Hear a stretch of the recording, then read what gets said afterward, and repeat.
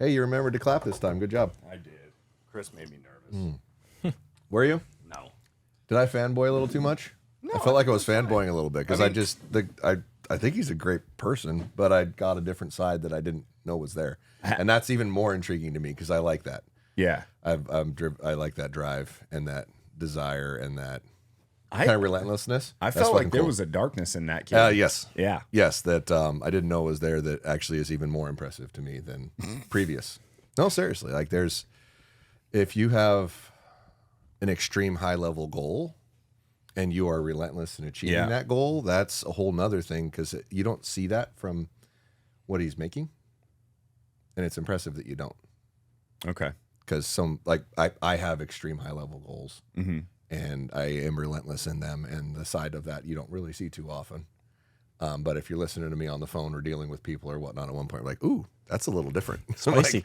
Yeah, well, it's if you got to achieve something that's very difficult to achieve, and you're relentless about it, you're probably a little short and aggressive at a certain point. Like, no, don't get this done, kind of thing. And you have your first edit. Welcome to the Podium Archer Podcast, coming at you from Nashville North Archery. Appreciate that right off the rip. Boom. That's okay. We're gonna be sending this to South Africa to get edited soon, hopefully. Yes, yeah, I got it up. I just got to figure out how to access it. I made my own cloud drive yesterday. Ooh, fancy. Yeah, Yeah, we're but learning it's about all giant that stuff. files and being able to transfer them. So we were working on new editing, and I think we got a good solution. I like it. We'll see. All right, let's keep rolling the intro. Yeah. Follow me on Instagram at @BrandonMcDonald_archery. Follow this guy everywhere at Podium Archer. Discount code BMAC for 10% off at podiumarcher.com. There will be no more 15% off codes ever. Discount code BMAC, 10% off. That's it. Don't hate the player, hate the game, No, it's fine. dog. I asked Chris yesterday because Chris is starting a new shop. I was like, "Can I get a discount code with your shop?" He said no. Yeah, he doesn't do that. Yeah, my feelings were hurt a He little ain't bit. doing that. Hey, you got used bows right now? Oh God, yeah, lots. But it's shrinking quickly, so hurry up. If you're looking and you're in that market, the time of year where they come in is not right now. We do get some, but not nearly in the amount that we would get previously in the year. So like our inventory builds up till now, and then it'll shrink the rest of the year. At least I'm assuming this is our first year of doing it at scale. We've always traded in used bows, but it was never something that had the intention of having a large amount of them. And it's 500, 600 of them at any one given time. And we're still trading in bows every day, but we were trading in like 5 times as much earlier in the year as we are right now. So Yeah. That's still you're gonna bananas. It is pretty nuts. What are people supposed to do on audio? They are supposed to follow and leave a review, but only if it's 5 stars. If it's not 5 stars, piss off. Don't do it. Same thing for mobile apps and all that. Correct. People don't understand what that does. Like I've talked to a decent amount of people that will give a 4 but not a 5, even when things are exceptional. It's like, you don't understand what you just did. You literally, it's a negative effect. If people look at a review and it's in the lower 4s, they're like, ew, that's not good. Where in reality, in a lot of people's minds, that's a phenomenal score, but not when you're referring to reviews. Either it's great or go away. Just don't. Just don't. Either just don't. Either it's great. a 5 star or a 1 star. It's either the greatest. You're either a vegan or none, or we're perfect. All right. Like and subscribe. Just click the like button on the YouTubes if this is where you're watching it too. Pretty please. And we're in. Who do we have with us today? We have Tristan Lake, probably one of the smartest bastards in this sport. And I don't know how you've done everything that you've done and how you keep thinking up wild stuff that is massively beneficial to an archer, or check that, more of an extreme archer, like the higher level skill, higher level precision, which ironically, the name of your company's Precision Cut Archery. There you go. I remember when you first reached out to me and sent me a beta, and I started messing with it, and I'm like, this is the most accurate thing I've ever seen. How did you do this? It's funny. I was looking this morning, and you were customer number 10 of everyone. That's awesome. And you are still on for the people that signed up when we were like in a public beta, like before I even had like payment processing and all that, because that's a whole thing to set up. Oh God, yeah. I just let all those people just in for free forever, and you're one of those people. You were one Fabulous. of the people in the beta. Yeah, baby. He's like, I'm going to change that after this honestly, I would gladly pay for it. It is worth every dime that you ask for it. I honestly think I know market comparability of what other options are out there. You probably couldn't charge more for it with what else exists, but it's worth more than you're charging. It 100% is. And I honestly, like, a great example, I've had the new black gold sight for a week and a half. I made a review with it just to get that part out of the way, and it's on my bow that I'm going to use this next weekend. And I haven't sighted my bow in yet because I refuse to do it until you put it in your program so I can use your program. We're going to get that we'll done get today. it there today. I'm like, I almost measured the crap and sent it to you, like when I got the driver. I think it was the boonie. Oh yeah, it was the The boonie. driver's I just don't a have that straight in there. Well, hang on. We'll figure this out. Give me a second. So to Punch be that in the clear, computer and I'll test it. And those measurements were right because I haven't changed them. Well, I've been hand doing sight tapes with just marks and printing them and modifying them since like the 90s. So the tech has existed, but not like this. Like every time I make one of these, especially with downrange, I'm never off by more than a yard at 100. And if I am, I gave it the wrong information. Like it's stupid accurate. Okay, but we touched on it. Sight tapes. Yes. Like Precision Cut Archery sight tapes. And if you've been living under a rock, then you might not It's know, so much but, like, more than sight tapes, Brandon. That's Perfect. just what you know. That's fine. probably That's the why most- he's here. That's what we're going to go into. Yeah. That's like probably the most common use case. Those people want sight tapes. That's, Yes. That's That's our main value prop. That's what gets you in the door. But the other information that's in that thing is just nuts. That's why we're here. And I'm excited to get all the way down the road because I remember talking about these things like a couple of years ago. I'm like, how come this doesn't do that? And how come this isn't connected with this and whatnot? And it's you were probably doing it then and just didn't talk about it. Maybe. There's still stuff I'm doing that isn't, I don't know, people just don't know or don't realize, or they find a new feature that's been there for like 2 years. They're like, how long has this been? I was like, I don't know, 2 years. It's like, oh, I haven't seen that. But I'm also not like the marketing, Instagram, social media, like that's not my thing. So yeah, I don't talk about things as much as I should or whatever. I just like to make cool stuff. That's the incredible part of this is it's basically a word of mouth business. Pretty much. I mean, I ran some like meta ads early. Like it's like I started an Instagram with 0 followers, like we all do. As like I didn't have a personal account. Like before that, I had 0 following. I didn't really know anyone personally. I knew of everyone because I'd listened to all the podcasts and all the YouTubes and followed the competitive archer like circuits and things like that. So like I was very like kind of in the archery world, but from like a bystander, very much. Never going to tournaments, just watching, learning. And so yeah, just started an Instagram, and like at the early days, like I had to run some meta ads just to get some stuff out there. But yeah, nowadays I have a little bit of Google ads going right now on like competitor keywords. Sure. Yeah. No, But, everybody at a higher level, that's what they're doing. They're Yeah. advertising over their competitor. Yeah. I've experimented with like the meta ads and stuff now, and like watching like how many new signups and stuff. It doesn't change. Yeah. At this point, it doesn't change it at all. Yeah. I think once you get a decent footprint in the ethos, the ads really don't do a lot. Yeah. It's getting your foot into the ethos that they really do. I've played with a bunch of them, and I think the best dollars you can spend is probably advertising over your competitor, which if you put in podiumarcher.com, I'm not the first thing that comes up. And it says sponsored. I mean, they're paying for putting their name over the top of you. For sure. That's what everybody does. So, Yep. But it gets there. So Back it up. Yeah. Do it. Go to the beginning. Like how did you get into this? I mean, were you always into archery or I mean, from when to when? Talk to me. Yeah, I can give you kind of a high level overview. I got my first bow when I was 16. Okay. I walked into a shop, and I was like, oh, bow hunting, that's so cool. It's like quiet and you're close, and I grew up in Minnesota, so it was just whitetails. And our rifle season is 1 week long. And as a high school kid, I was like, man, I really want to hunt more. Our archery season's September 15th or give or take to the end of December. It's like, oh, I can hunt for and I didn't do a fall sport. It's like, I can hunt all fall if I get a bow. And my parents had 10 acres, so I could just go out in the woods and sit and, scent it all up and all that every single day. But yeah, walked into a shop, bought like the starter pack with, like the $600 with everything you need kind of bow. It was the Mission Riot. Yep. If you remember that bow. Yeah, I do. Sold a lot of them. Yeah. Yeah. That bow was okay. And just kind of from the get-go, I'm just like a very obsessive person, if you can't tell by looking at the stuff I've made. Maybe a little bit over the top. Type A, buddy. Yeah. A little bit.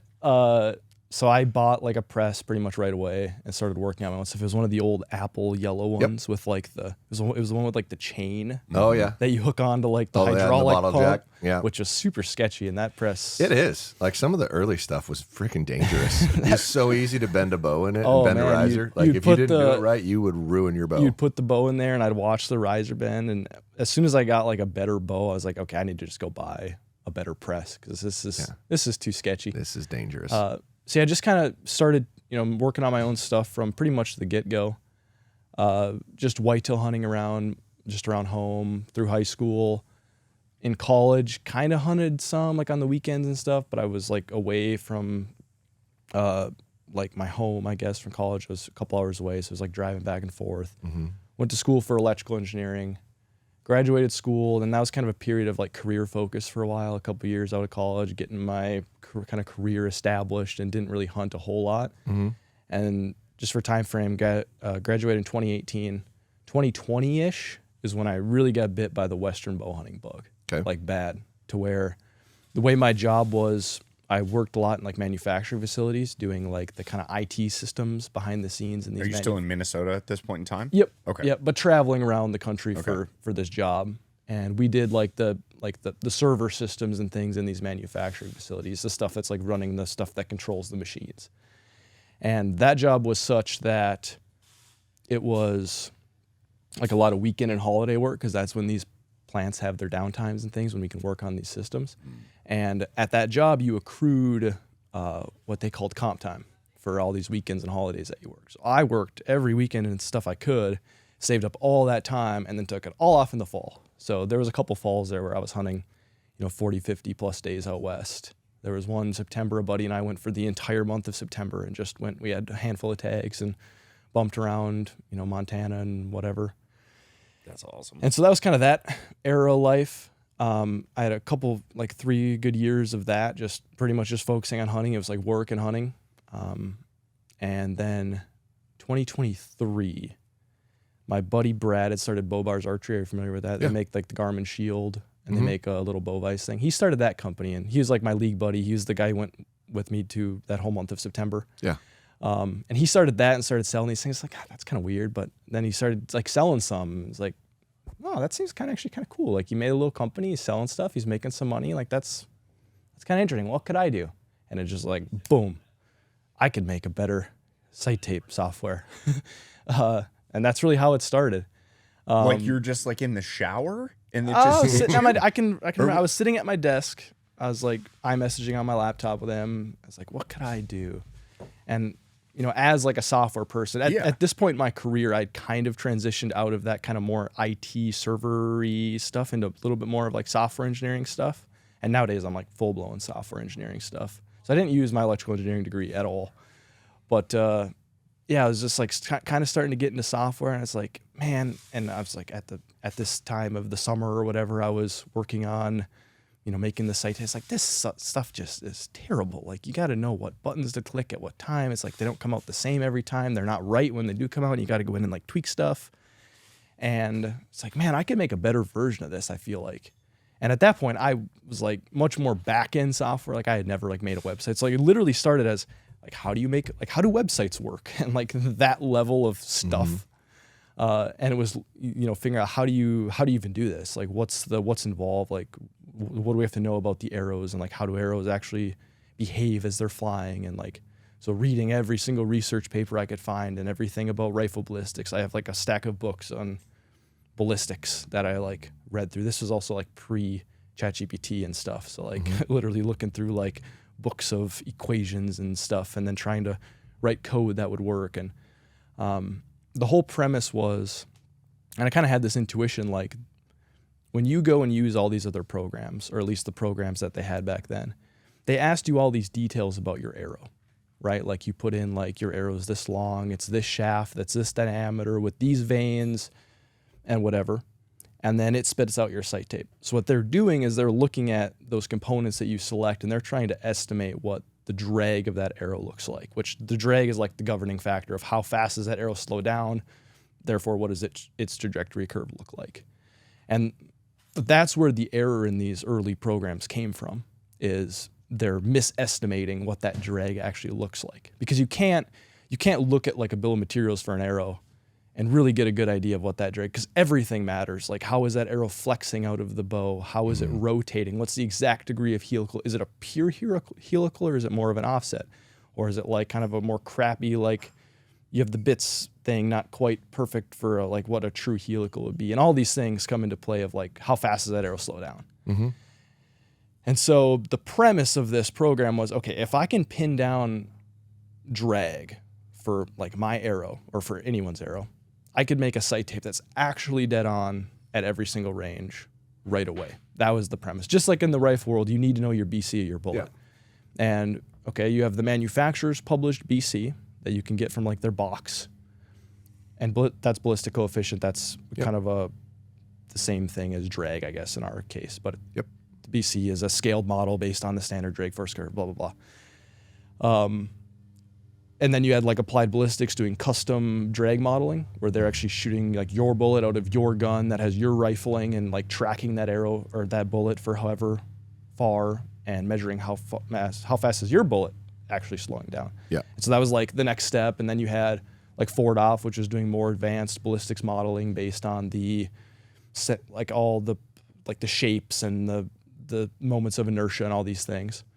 And it's like, okay, if we can do that for an arrow, if we can really pin down what that drag is, that was the key. And so, okay, well, how do we do that? And the first version was what we call today our launch speed plus 2 sight mark method, where you shoot through a chrono, you get your speed, then you shoot in 2 marks. You shoot in a 40 and you shoot in, let's say, 100 or whatever you choose.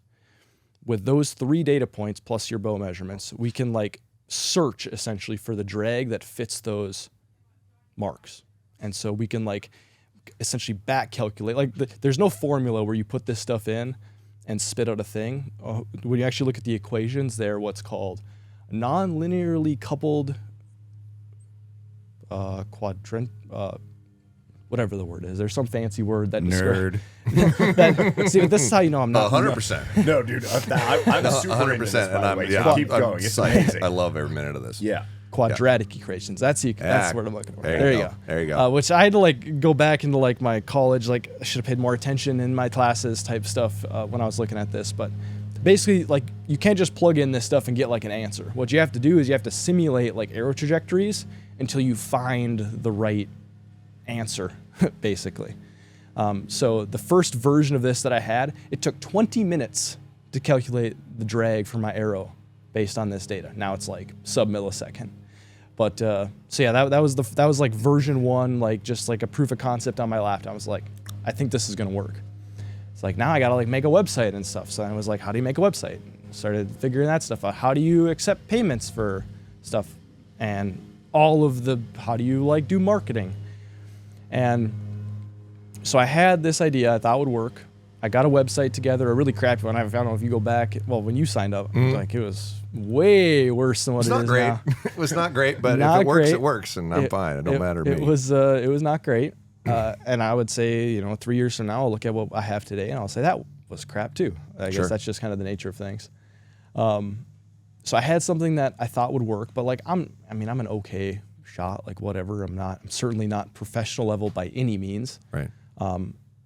So I was like, I need to get this in the hands of some people who can actually tell me if this works, because on paper it seems like it's working. It seems like I have like something that's actually gonna work. Yeah, and the results of you playing with it appears like it's working. Appears like it's working. So give it to somebody based on the math. It seems like it's working, but I need to actually vet this thing out. Yep. So I was like, okay, I started my Instagram, 0 followers. Like, who can I message? So I was just like, well, same thing with you. Like a cold DM to, people I knew. And so I guess long story short, I sent a message to Tim Gillingham because I had heard him. He talks about all this stuff. He was one of the inspirations for this because he talks about how you tweak some of these programs to get your sight tape to actually come in. Yeah, if someone's going to pick it apart, it's him. How do you adjust for, when you're traveling and you go to a different air densities? You got to like think about that broadheads don't hit the same as field points at distance. All these things. Tim's been very like cuts, which is actually where Precision Cut came from. One of the premises was like, can we actually get angled shooting right for once? So I messaged him, and to my surprise, he messaged back. He's like, sure, I'll give it a try. So we had a little bit of back and forth. He ended up sent me all of his specs. So he sent me like his measurements, the same things you enter in the program today. He sent me all that. I made a PDF with the sight tapes on it, sent him that back over Instagram, and then he printed. He's like, oh my God, this is dead on. Dude. I was like, yes, got it. That's epic. And he's like, how can I get access to this? Like, okay, let me hang on. let me get this thing on the internet. The next thing. Ow. So yeah, and then from there, I mean, yeah, it's just, you know, like trying to, you know, finding people like him to test it and try it. Which it was actually kind of difficult to, I mean, Tim was easy, but a lot of other people, like, especially the professional archer crowd, when they have a system that works, and especially the top level ones who are actually winning stuff, they do not want to change that system. Like, it's a tough sell. Like, they know how to tweak the things and get the stuff. It's a tough sell. Like, hey, for this next tournament, I want you to try this brand new thing that may or may not work, and tell me what you think. It's like, right. That's a tough sell for sell. people who are making their money that they live on from winning tournaments. So that was kind of a struggle early on. But yeah, I mean, you know, once a handful of people in that's such a tight-knit community. Once a handful of people start doing something that's working, it just kind of starts spreading like slowly. But like, you know, looking back in time, it all went pretty quick. But well, especially when you get a guy like Tim right off the rip, who would then be like, "This kid sent me something and it's dead on." Like, people would go, "Okay, I want to know what that is because I'm going to listen to Tim." He's like pinnacle of the authority figure when it comes to archery nerddom. So like, that's King nerd. If you go back and like listen to some of Tim's podcasts around that time, like pretty much every single one, he says something about, oh yeah, there's this guy Tristan with precision cut archery. Okay. And yeah, that's part of what that's awesome, you know, helped dude. this stuff spread. He was stoked. He was stoked about it. Yep. Yeah, how many users do you have now? I'm not going to tell you a specific number, but No, you shouldn't. More than what I thought I would. I mean, Yeah. I didn't have any aspirations about like making this into like a big company or anything. Like, I mean, really, the whole premise of all this is like I'm just trying to make the stuff that I want. Sure. You know, like I'm just making the things that I want to use, and it just so happens that other people like to use them too. So it works out good for everyone. Sure. And I like the creative act of making this stuff too. So I like to create it, I like to use it, and other people like to use it. So it's kind of a good system. And software is so scalable. That's the nice part about software. I could have You could have 10,000 2 million people, 2 million. Well, maybe not 2 million. The servers might not like 2 million. Yeah, But but you could have. That's the point. Is you create it for one, and then it just extrapolates out to 10,000 without doing. I could have almost any 10,000 other work. people sign up Yeah. while we're recording this, Yeah. and go check my phone later, and like probably everything would still be working. You fine. should do it. Precision Cut Archery. Yeah. Archery.com. Yeah, right now. Is that what it is? Honestly, like I've recommended it a ton. We made a video a while back on exactly how to do it, walking through the steps and all that. But there isn't a better program. If you have a dialable sight, something that requires a sight tape, and you're not using this, you're being stupid. And I say that from the standpoint of it's not just how accurate it is, it's how much you can manipulate what you see and what you're printing with and what it actually dials out on your sight. So for myself, like my eyesight's not great. I can go through and remove a bunch of the lines and make it to where there's less lines on there, so it's easier to transitionally see between the lines. And there's so much about it that's insanely accurate, insanely consistent, insanely user friendly. And as much as you'll get a sight tape from the manufacturer for their own stuff, well, you can make it longer than theirs. You can change anything about it. And it's easier to read. Like every tape I've ever used, I can change yours to where it's the easiest one for me to see and scale and move. So it's worth it. If you haven't done it, do it. It's very, very valuable.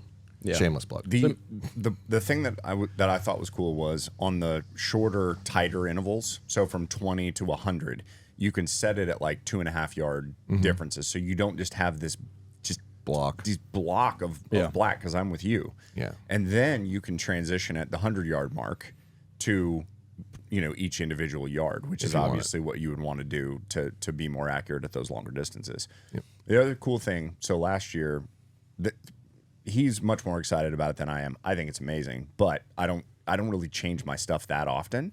But here's where it came into play for me big time. Coming from Nashville with our elevation and going to high country Colorado. Yep. And knowing that on your website I can change the elevation and the relative humidity and print that tape and then with confidence go, yep, that should be fine. Yep. And I shot 4 arrows when I got there at random distances, and I was like, yep, I'm good. Yeah, it's funny that whole thing kind of happened by accident. When you go and we're doing this kind of back calculation to get to your drag, you have to know air density. Right, because it affects drag. Because those are like two sides of the same coin. Yeah. So I had to like pass that in as like a variable from the get-go. But then it kind of dawned on me like, okay, we can actually use this to adjust. Because like I knew this coming from Minnesota going to these western states, like I knew that my stuff was hitting hot at distance.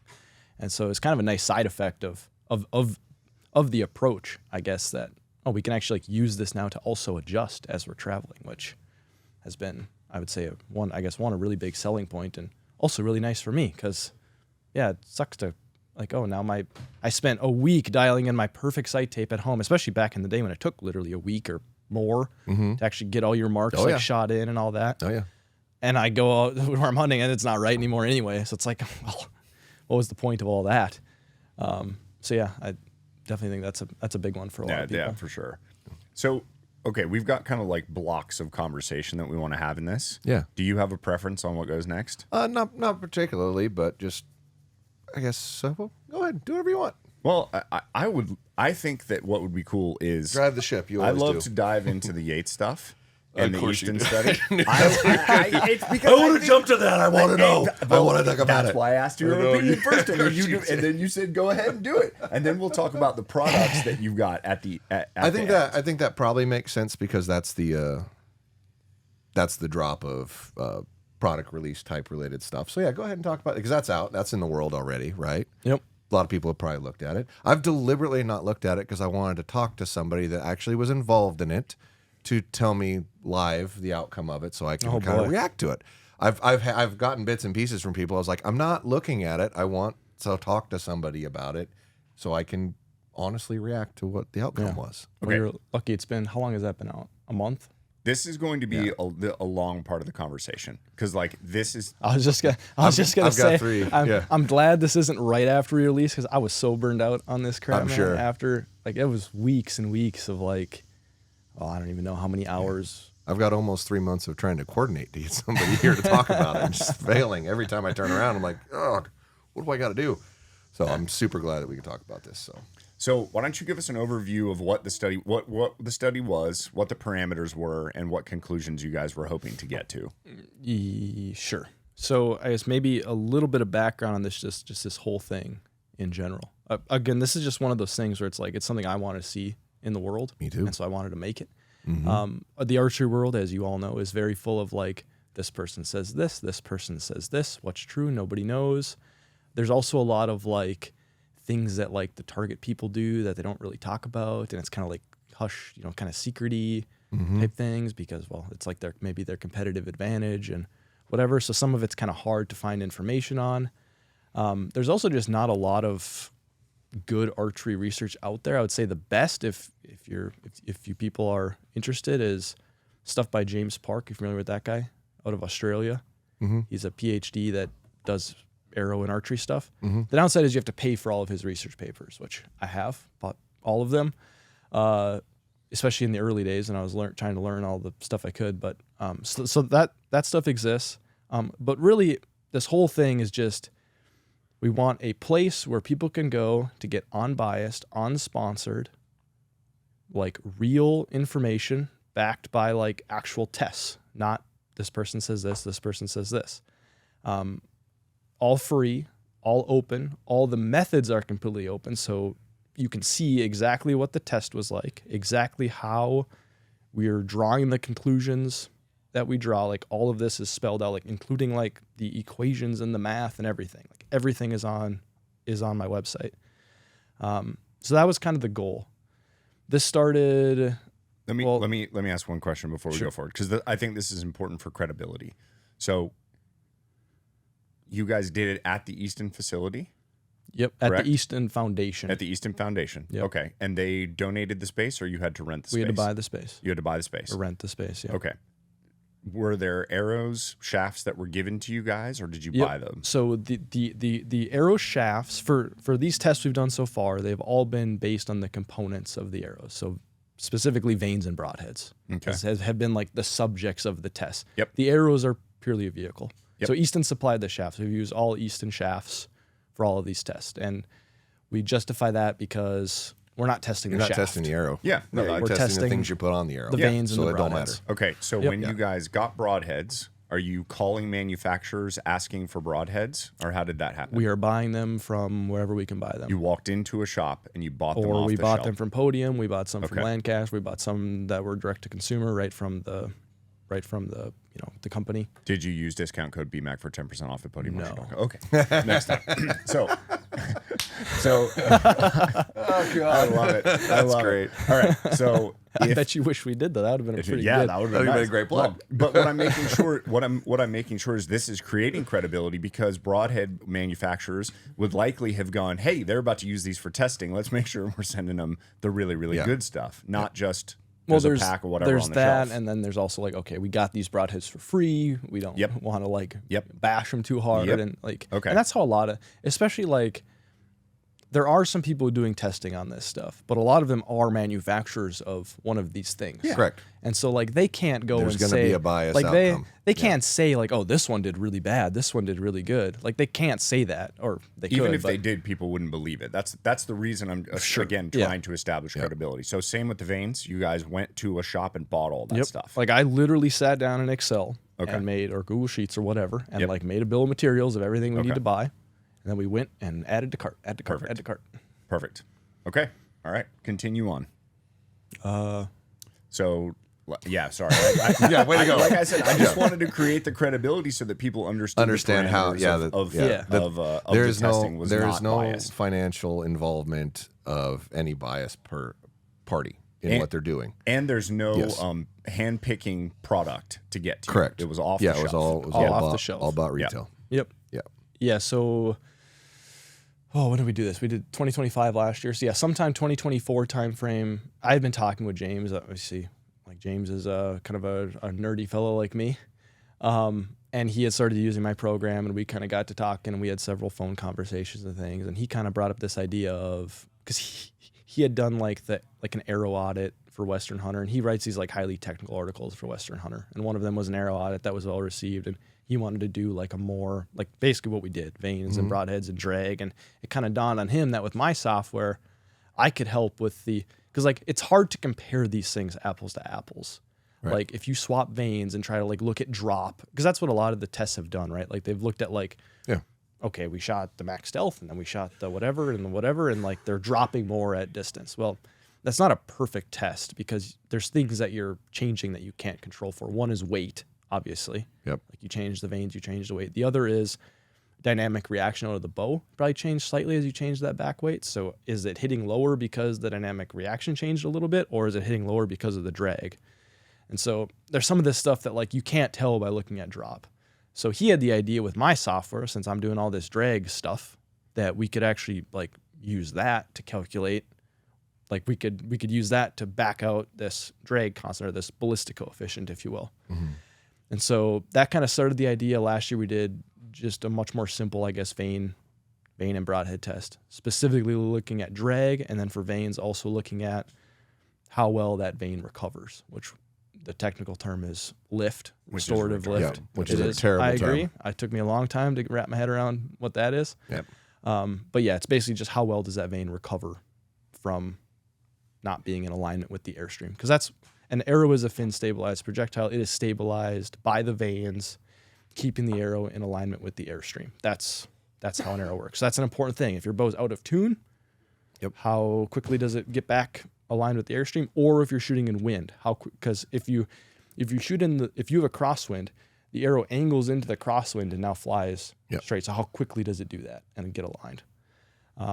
So yeah, we did that last year. It was very well received. And then this year we did another round, a much more involved round. And we kind of added another layer to this, which was, can we determine if FOC like changes the ballistic properties of the arrows and all of that sort of stuff. So we can dive into that test and how we did it, or wherever you guys want to go from here. But that's kind of the background.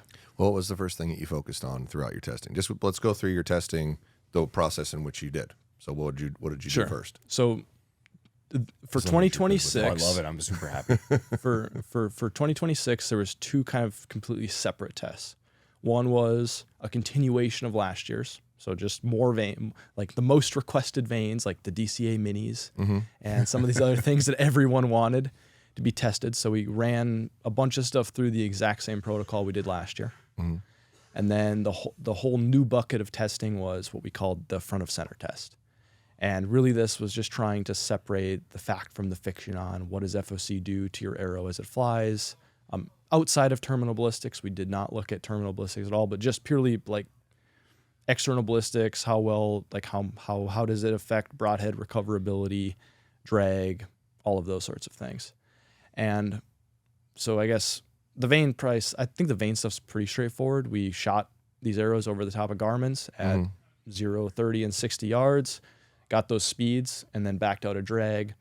And then we applied a consistent torque to the bow, shot them again with field points and broadheads, and saw how far the field point stretched from the broadhead. So to be clear, applying torque to the bow, in essence, created it, quote, out of tune.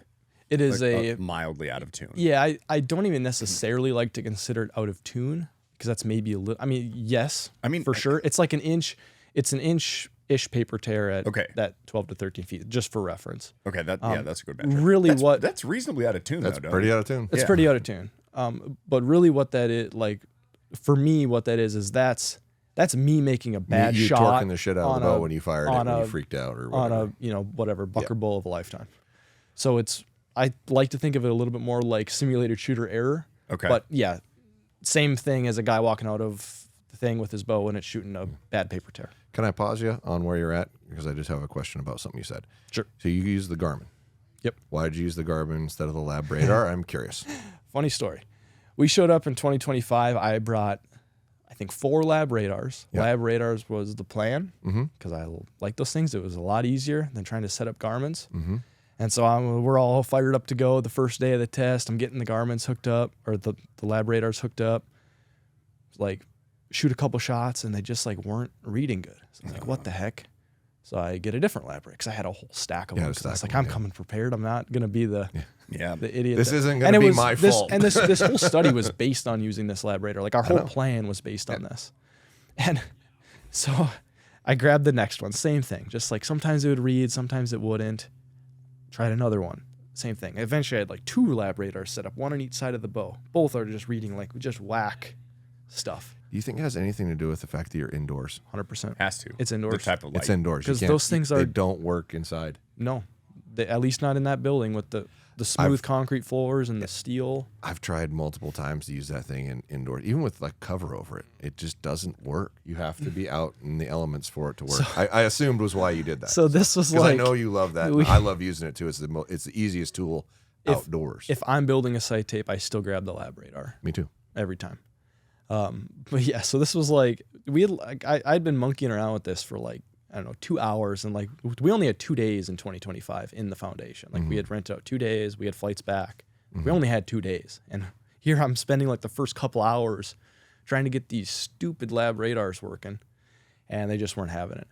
So we're like, oh god, and it's like, okay, well we just got to switch gears here, and then we started rounding up Garmin. We didn't even have Garmin's there, so we're like, or we had like one.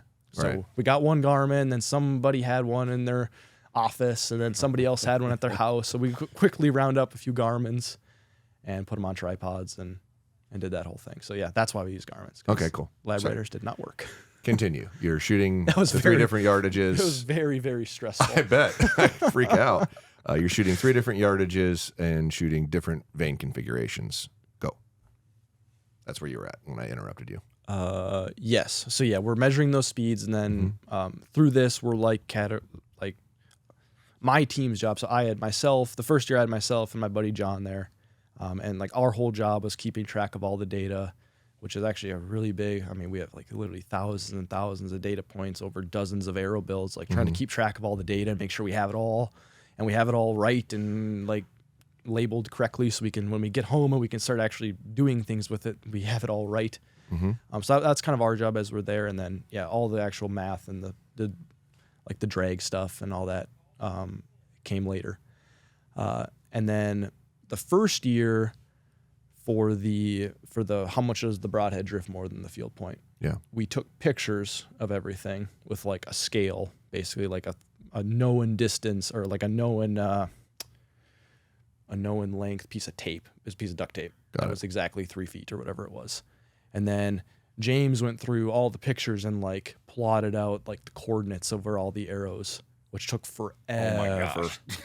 Forever. So this year for 2026, my buddy John wrote a little custom software program that took the pictures and did a bunch of It tracked them. recentering, and then he still had to click on all the arrows, but the little thing he wrote like got all the good data out of it way easier than what James had to do. And that's where those like well, you haven't looked at them. Maybe you've looked at them. The pictures on the website with like the group sizes and things on there. That's all John's handiwork. Cool. On there. So yeah, that's the vane testing. I think that those results are all pretty straightforward.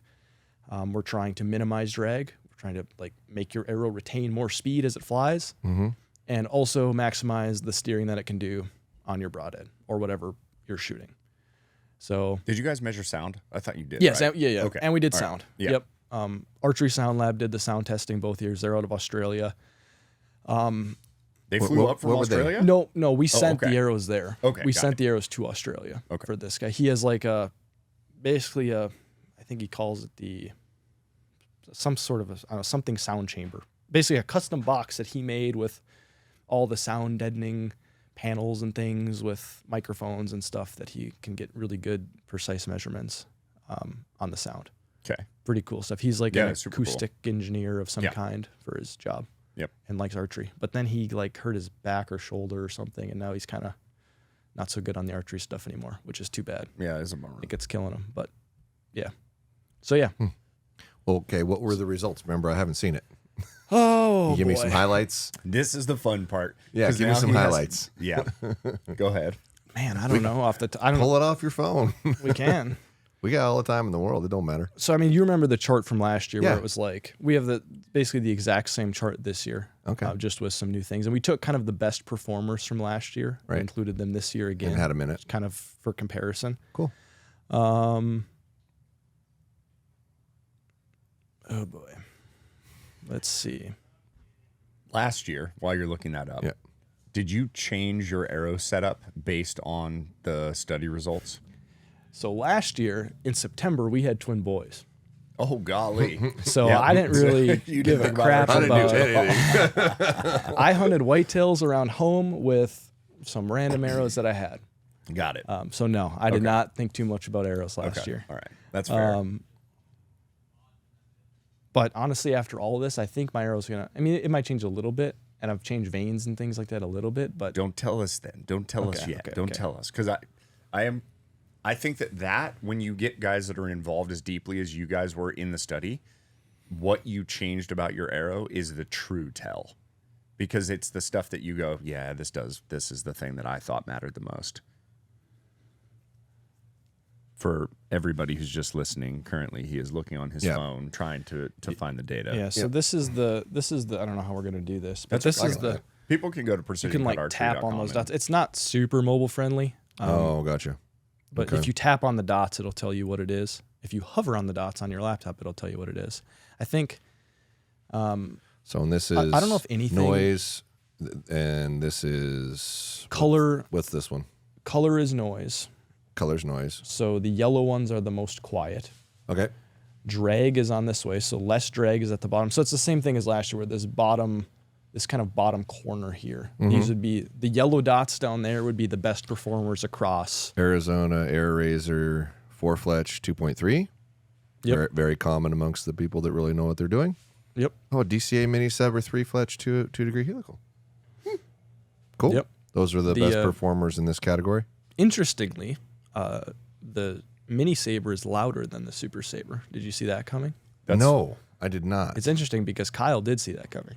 Oh, he did. He did. Oh, I would assume interesting. he would have tested it. Yeah. Yeah. Yeah. Firelock Arrow Vane Yeah. 3. Was he saying that the material's stiffer that he's using, or is there something with?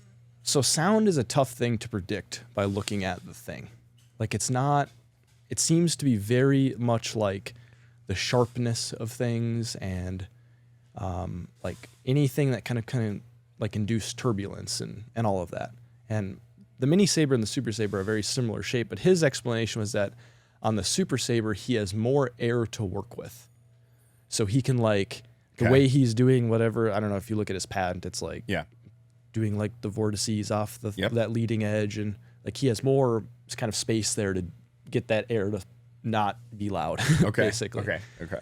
So yeah, that was interesting. So like that's pretty like it's not always the smallest vane that's the quietest by any means. He said that when we had him on, he was like, I got the vane done, and then I was like, well, if this is good, I'm just gonna chop this part off here, and that should be even better. And he cut it, and then he shot it, and he was like, it was like a pack of bees flying down. He was like, the sound stuff just was so counterintuitive and difficult to figure out. Yep. It was fascinating. It seems like things that have like a long leading edge, smoother, longer, like longer's.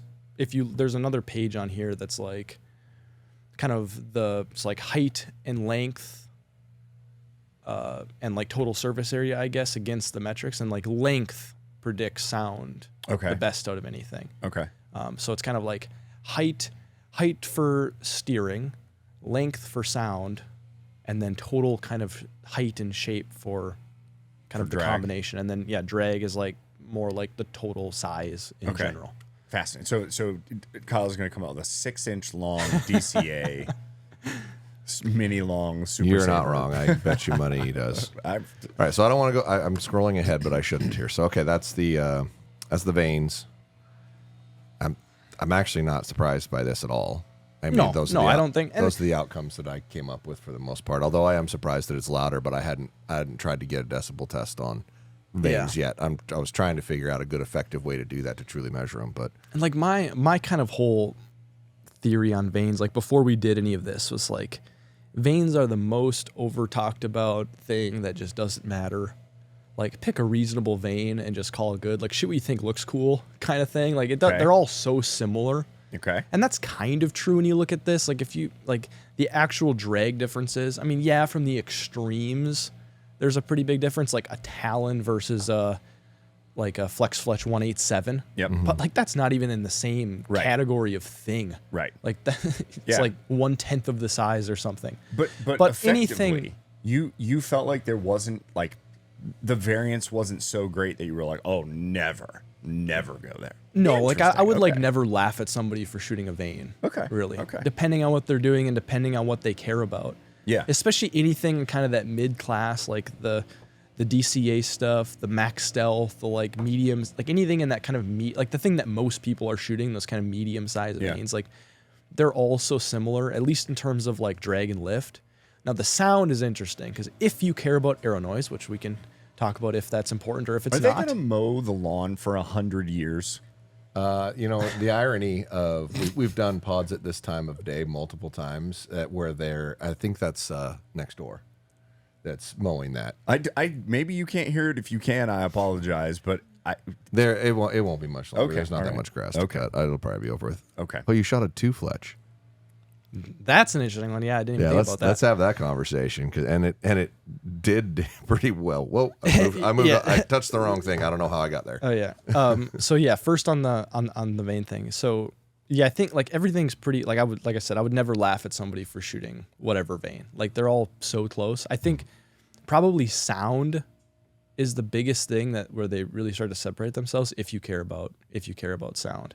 And there are marginal improvements to be had for sure. Like if you really want to optimize, but practically for 99.99% of shooters, like it just probably doesn't super matter. Like you mean, okay, but we're separating the sound factor from the rest of this. Or even like, I mean, like I get a lot of messages like, oh, I'm debating like this vane versus this vane, like a max stealth versus a Flex 360. It's like, I don't care. Just pick whatever one you want. Like they're really, really close. Like they're in the same kind of size class. Like there's no magic. There's no like, and you'll see this like on the internet, like, oh, this vane was so much better. And so like it's wind drifted way, way, way, way, way less and things like that. And that just isn't really the case. Like there's no magic sauce. It's like has like a 10x better performance increase. It's like it's all like marginal impact difference, like a 1/2 inch difference from the best to the worst. From the best to the worst, like a fixed blade broadhead deviation. Yeah. I mean, no, we're talking like a big difference. Like, like at 70 yards, I don't know, on the order of, without looking at the data, I don't know, like definitely many inches. Your 2-3 Fletch Air Razor had like a 14-inch deviation difference. I went and clicked on whatever the worst one was. Yeah. Yeah. But you got to remember, some of the best ones were 4 inches, 3 Yeah. inches, 2 inches. Oh, and like you could see it. Like when we Yeah. shot the tiny ones, like but we were shooting an iron mill wide. But the four fletch version of the exact same thing barely moved at all. Like it 2-3. barely. Yeah, the Air Adding- Razor adding a 2-3. fourth 3 fletch. fletch versus the 4th fletch. Okay. There was a 10-inch variation difference. Yeah. Okay. That so I'm an anti 4 fletch person, as the entire internet's probably very aware of. I refuse to do it. And I tried 2-3s, 3s, and they shot terrible with Broadhead. Like I just do anything at all, and whoop, it's over there. Whoop, it's over there. Well. Like these don't work. And then Bodie's got 4 fletches, and he's like, "Oh, these are great." I'm like, I don't know how in the world that's possible because the 3s were so bad. Yeah. I mean, they didn't shoot good with field points. Like the grouping was just so terrible when I started really stepping out there at like $150. Because it's usually what I've done in the years past to just determine what works well and what doesn't for me is I'll build up like 3 different configurations, and I'll literally just walk out to 150 yards and shoot groups and shoot groups and shoot groups and shoot groups. And you can watch stuff just like this group's huge and this group's small consistently. It's pretty obvious. And the irony of the outcomes of that were almost identical to whatever I found. But the UV one was pretty, the UV one pretty was surprising shocking. too. The UV one did really well, I think, across pretty much everything. Yeah. Like that was pretty surprising. I mean, I don't know if that was surprising. I don't know. They didn't it seem did to good. talk about it that much. No. Like they were excited about the arrow, and we talked about this yesterday with Chris. We were like, the vane was awesome. Like, why is that not like it's like, hey, Why are we not worked highlighting the really vane? So they could just like sell the vane Correct. as like normal. You know, Well, they normal do, vanes. but they not like they don't little- talk about it. Yeah, Yeah. It exists. You can Yeah. purchase it. Okay. Clearly, because you guys had them. Yeah. The UV did pretty good. The other one that did better than I was anticipating was the Arrow Vane. I think it was the Arrow Vane 2 or Arrow Vane 3, the Fire Knock one. Yeah. Have you seen that one? I have not. Oh, dude, that doesn't surprise me at all. It doesn't surprise you at all? No. That's You like ever talked to the Fire Knock dude? I haven't Is it talked to George? him in What's his person. name again? I don't even know. It's his something name. like that. I've talked to him before. I If just don't remember. go to a live event and just go start talking to him and tell him who you are, and you will not move for 3 hours. Maybe You I guys won't. will super nerd together. It's fascinating, dude. Yeah. Okay, that's interesting. That one did well out of some of the tests, but the 2 fletch. Yeah. So if you take a 2 fletch, max I've stealth, been wanting to do this for 2-degree a while, and I helical. hadn't gotten to and this it is yet. something one of the Easton engineers was like saying that like he runs a 2 fletch. It's like, that just seems dumb. I don't know. It just seems dumb. So we tested it, and it actually did like you would not think that you could take a 2 fletch max stealth and shoot an iron will wide even close to reasonably well. Like I thought it would be like Right. Like I was worried about missing the target. bail. Yeah, missing the whole bail. And it just, we shot it like several times and it just stacked right in there, just like everything else would. Even if you put the broadhead this way and the vanes this way, and then launched it out of tune so that the broadhead would have maximum, steering Maximum against really deviation, nothing. Like the vanes aren't even in the right, like the vanes aren't recovering when they're sideways and you got a horizontal tear. Yeah, you're fighting. It's still like grouped right in there. So I don't know. That's amazing. It's like it didn't perform like I don't know if I would choose it. Like there are better things like across all of the metrics. Like the 2 fletch didn't really beat anything. You know what I mean? Like But did you just run the 2? Did you run 2 fletch with a lot of different No, ones? just the max stealth. See, it would be interesting to get something that Yeah. I- My brain immediately went Yeah. regular saber on 2. Yeah. What would that do? I don't know. My or, brain, or like, on a stopped right 3-degree there. or a 4-degree helical Yeah. to get a little bit more. Yeah. Because Be fun to play with. Are you balancing the sound? Because this is like so. A question that we've asked all the guests that are like big time hunters is, what are animals reacting to? The sound of the bow, the sound of the arrow, the sight of the arrow. And the people that seem to really know and have done it a lot, they say sound of the arrow, and they think it really matters. Yeah. So let's talk about sound of the vanes. Because I think that the decibel readings are something that people don't understand. Because they'll be like, yeah, this was arrow's 62 decibels, this was 67. And you're like, no. That's almost double as loud. Yep. So- Yeah, it's definitely not an intuitive scale for No. people that think like us and have like There's a linear. lot of engineering things that are not intuitive. Yeah. i.e. 10 lift. decibels is twice as loud. If it's 60 and you go to 70, that means it's double 60. Yep. Which doesn't make any damn sense. And that's why when I'm decibel measuring bows, why it's actually kind of important, because the quietest one to the loudest one last year was like 6 decibels. That means the quietest one's almost half as loud as the other one. Not quite. It's probably 2/3 ish, somewhere in that ratio. But it's really important. And reaction of the animal, if it's truly caused by noise, which I believe it is, I've believed it pretty much the whole time. that's a big deal. Yeah. If you can send something downrange at them that's a quarter as loud, maybe they don't react as bad. Maybe they don't flinch as hard. Maybe they don't duck so hard. Yeah. I mean, like, I think it's tough to say, like, I mean, we can't get in their head and like see and hear what they're seeing and whatever. But like, it's definitely plausible that it's the sound. Like, and it really comes down to what's the noise floor at the time of the shot. Like if it's windy or you're by like a creek or whatever and like it's just loud, or if the guy's mowing the lawn, like it takes like the arrow has to get a lot closer before the sound of the arrow is above the noise floor. Yeah. But if it's really quiet and you're shooting a really loud thing, like and you're 40 yards versus 20 yards and Right. like you add all Right. those variables together, but the epitome of what we're searching for is what is the quietest that will produce the least amount of drag and the most amount of lift as a balance. And in theory, whatever has the least amount of drag would be quieter, you would assume. But maybe not. kind of, I mean, like definitely some of the energy is going into making noise, if that makes sense. But that's definitely not the case that the less drag was always quieter. Like if you look at the Flex 360, which was the quietest vane that we've tested, I think across both years, that vane is not super drag efficient. Yeah. But it's quiet. So that's not necessarily a hard rule, but How much drop are we talking about difference at 100 yards? I don't know, like in inches, but like not a lot. Like you're talking a few inches type. See, I ball would frame. trade. I would, if that's what it is, like if 2 or 3 inches at 100 yards, Actually, and it was. I think gonna that say, you you've guys got that did in have there. it. I think y'all did. I have sight tapes side by side on last year's. That was because I did a lot more digging on last year's than I did this year's, but I think I remember, and the data is actually really usable. Like I'm a right brain dude, so the idea of digging in and like looking through a bunch of charts, I was like, I'm not doing that. But when you go, it's very intuitive, and Yeah, I love the way you got it laid out. 'Cause Yeah. it's Well, pretty you haven't easy to even look at it.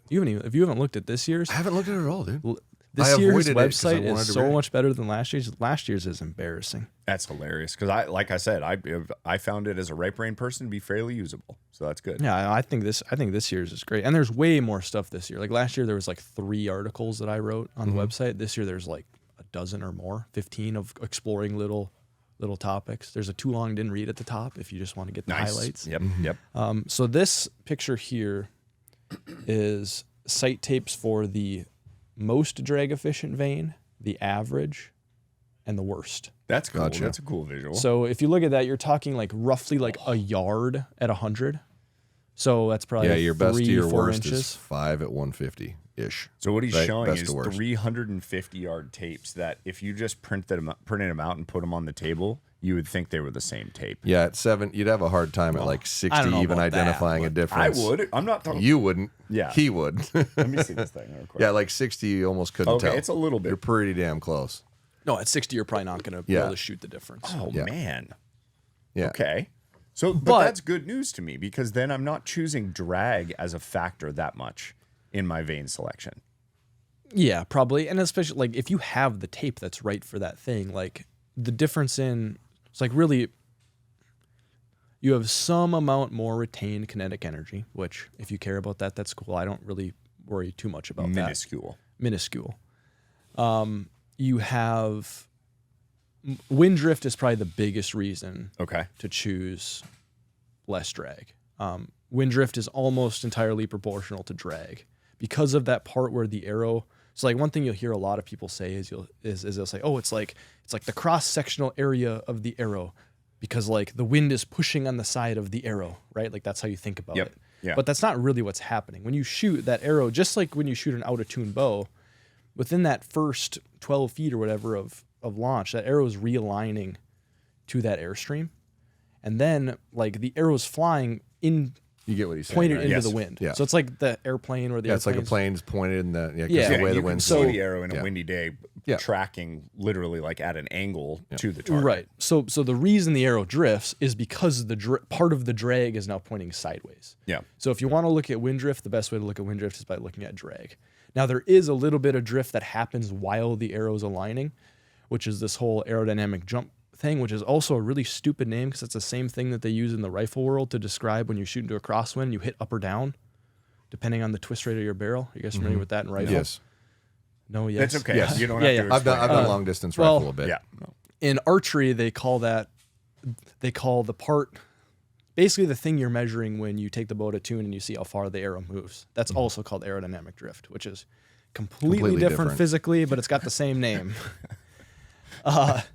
Rename it. Pick Yeah. a different thing. So just yeah, rename it. so like to minimize wind drift, you want to make it recover faster and have minimal drag. Same thing that you do for everything else. So that'd be Okay. the only reason Okay. why. But within vanes, again, the difference is there's also like a wind drift chart on here somewhere And is the wind drift chart based on? on drag with like But a it's nominal.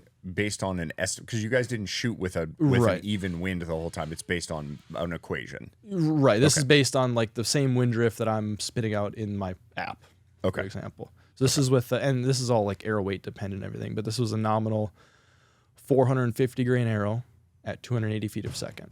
So whatever. In a 10-mile-an-hour wind. The wind drift just across vanes, the most drag efficient arrow predicted wind drift is just over 8 inches.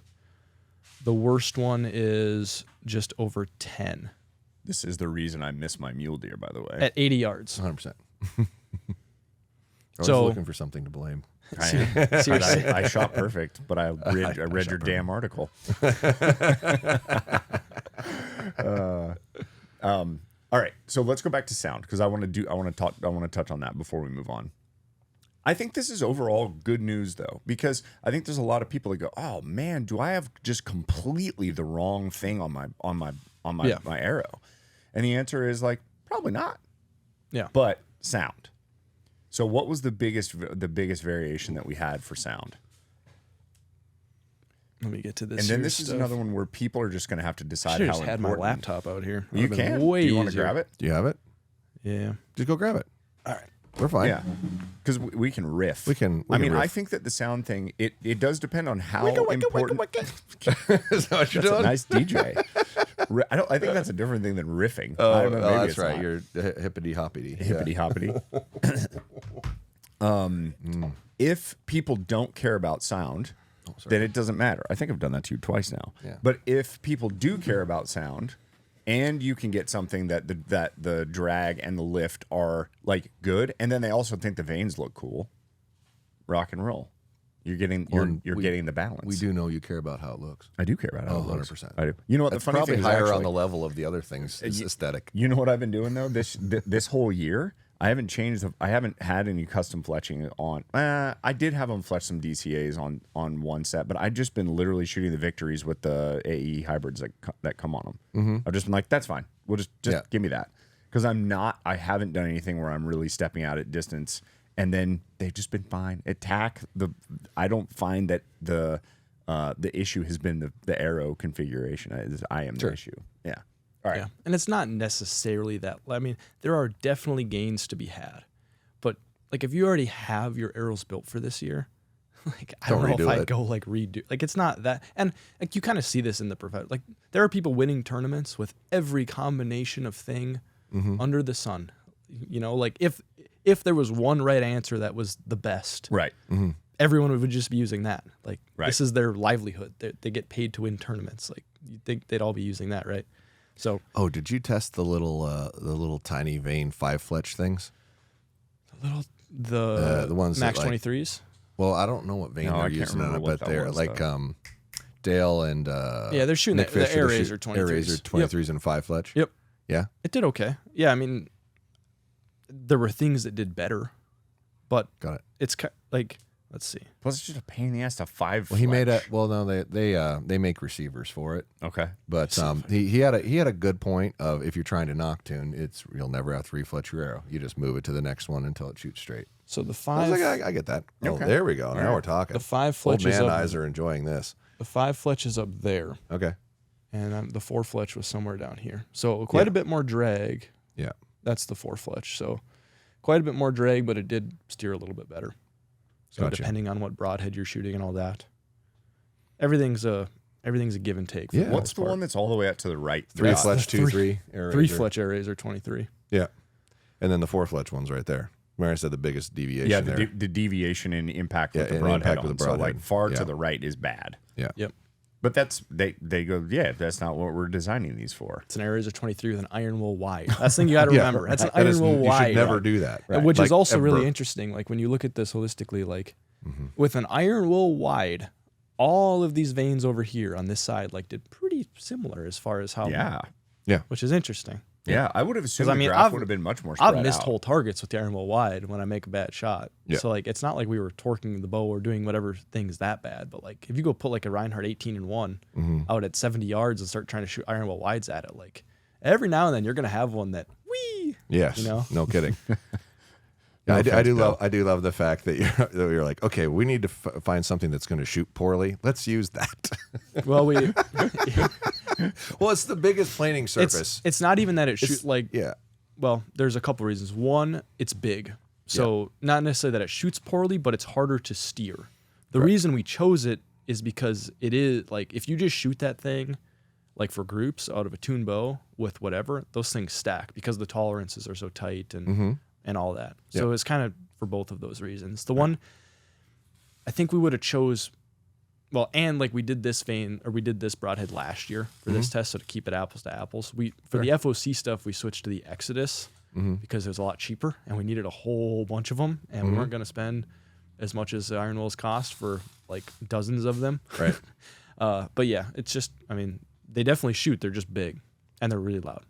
Yeah. They are. Was it the vented one? Yeah. Okay, yeah. 100 those are grain. super Yeah. loud. Sick. As far as sound, I think the worst to the best. Let me just search. Where is this? The worst to the best is roughly I about know. like 10 My decibels. brain's firing. Yeah. So 51.7 to 62.1.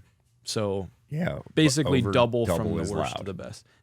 The Silent Night 2 is the loudest. the irony It's funny because they also have the quietest vane in the Fletch Flex in the 360. 360. Yeah. Yeah. Which is just hilarious Yeah, that to is me. funny. All right. Well, they have the two quietest. Give us the And The Ultra- 300s. That's what I yeah. shot last year was the 300s. Yeah. so give us the bottom 5 there, Josh. Can you read them? Yeah, it's number 1 Flex Fletch 360, number 2 Flex Fletch 3.0. These are both 3 Fletch. UV Vane 3 Fletch is third. Flex Fletch FFP 300 4 Fletch is fourth, and the Boning Heat Vane 3 is fifth. Okay. So Flex Fletch has 3 of the 5. When you look at quietest those ones. outside of the UV, which is kind of a unique shape, all of those are like long, short, kind of parabolic. Like Yeah, I think parabolic. that's if you want to win on sound, that's the shape that you Yeah. want. And the for context, if you're just listening, there looks like 52 was the lowest. When you get to like 54, there's 1, 2, 3, 4, 5, 6, 7, 8, 9, 10, 11 fletchings that are between 52 and 54. Yep. So similar. I mean, 2 decibels is not ridiculous, but yeah, pretty big And jumps then up like there. the really loud ones are kind of what you'd expect, besides maybe the Silent Night, the Air Razor Talon, the Raptex, the Hybrid HP, which is kind of the blazer looking one. The Mini Saber though down there. on Mini the loud Saber is end. like 56 and a half ish versus 54, 53. Yeah, not ideal. That in itself is very telling, and that's very good information. Heat vane, yeah. Yeah, It's a very durable vane too. You like the But Mini. the Flex Fletch, you can beat the crap out of them, and they come back for the most part. Yeah, for the most part, the within most part. reason. They're definitely better than some, Yeah. but there's definitely ones that are better, I guess, in terms of like memory and durability, which for me, that's also a really important thing. Like how well do they stick and how much memory do they have? Because I hate memory, especially with throwing your bow in the truck. Dude, you put your bow in the truck and you squish don't have, them. or like Oh, I'm with you. the way that I stalk a lot, like for like antelope, it's like crawling with your bow, right? And then like I want to have like my quiver down, but then like the veins are against like the ground, and so I don't like memory. We stuck One year I had trouble with veins sticking in. I came back from a stock and like all the veins that were on the ground side were all like popped just off. popped off. Oh So I'm sitting there with like super glue and like getting them back on. Dude. That was early on in Sticking the a old hunting bonus in a scabbard that was on the side of mules was what we did in Wyoming. And literally everybody's jamming their quivers in there. And then you're putting your leg over it and rubbing trees the whole time. Yeah. And I had the UV1s on that trip. No, not an issue at all. Sure. 0. Yep. Yeah. Interesting. Okay. So there's a decent amount of variance, but people can go to the website and then they can kind of like pick what the things are that are important for themselves. And that's really really like, what broadhead are you shooting? If you're shooting a little mechanical, pick something more on the small whatever end. Like, but yeah, if you're shooting a big fixed blade, maybe go like, it's all what's. And if you're shooting out west, or you're shooting whitetails, or you're shooting whatever, all those things matter. Like, there's no best, there's no whatever. It's all, what are you trying to optimize for, and what makes you feel warm and fuzzy about your decisions. If you're shooting a broadhead that's creating 70 decibels of sound, there's no point in trying to shoot a vane that's creating 50. So that's interesting, actually. We tested this year, because my thought, Vince, before we did any of this, was broadheads are the things that loud. By the time you add a vane on there, the broadhead or the broadhead. By the time you add the broadhead on there, the vane probably doesn't really matter too much. And it's interesting because Dale said the opposite, right? Yeah. Dale said he felt like it was the vane that was loud, which Dale their broadheads are really quiet too. And those broadheads shoot really good. They do. I've been so impressed with those things. Yeah, they're phenomenal. They heads. group like just ridiculous. They're quiet. They don't have a lot of drag. I don't know. Those broadheads are really good. But we actually tested that this year. We took like the quietest vane and the quietest broadhead and the loudest vanes and the loudest broadhead, and then we like comboed them up and shot them. And the sound actually kind of stacks. Oh, interesting. Yeah, that is interesting. So it does matter. Yeah, let me pull. So yeah, on the website, there's all these different things. One of them is called vane versus broadhead noise.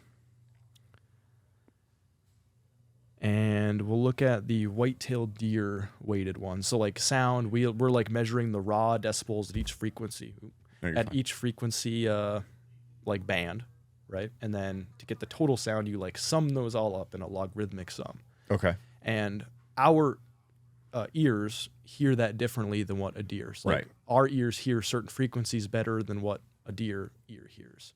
And a deer actually hears like much higher frequencies than us. So there are things that are really, really loud to a deer that don't sound loud at all to us.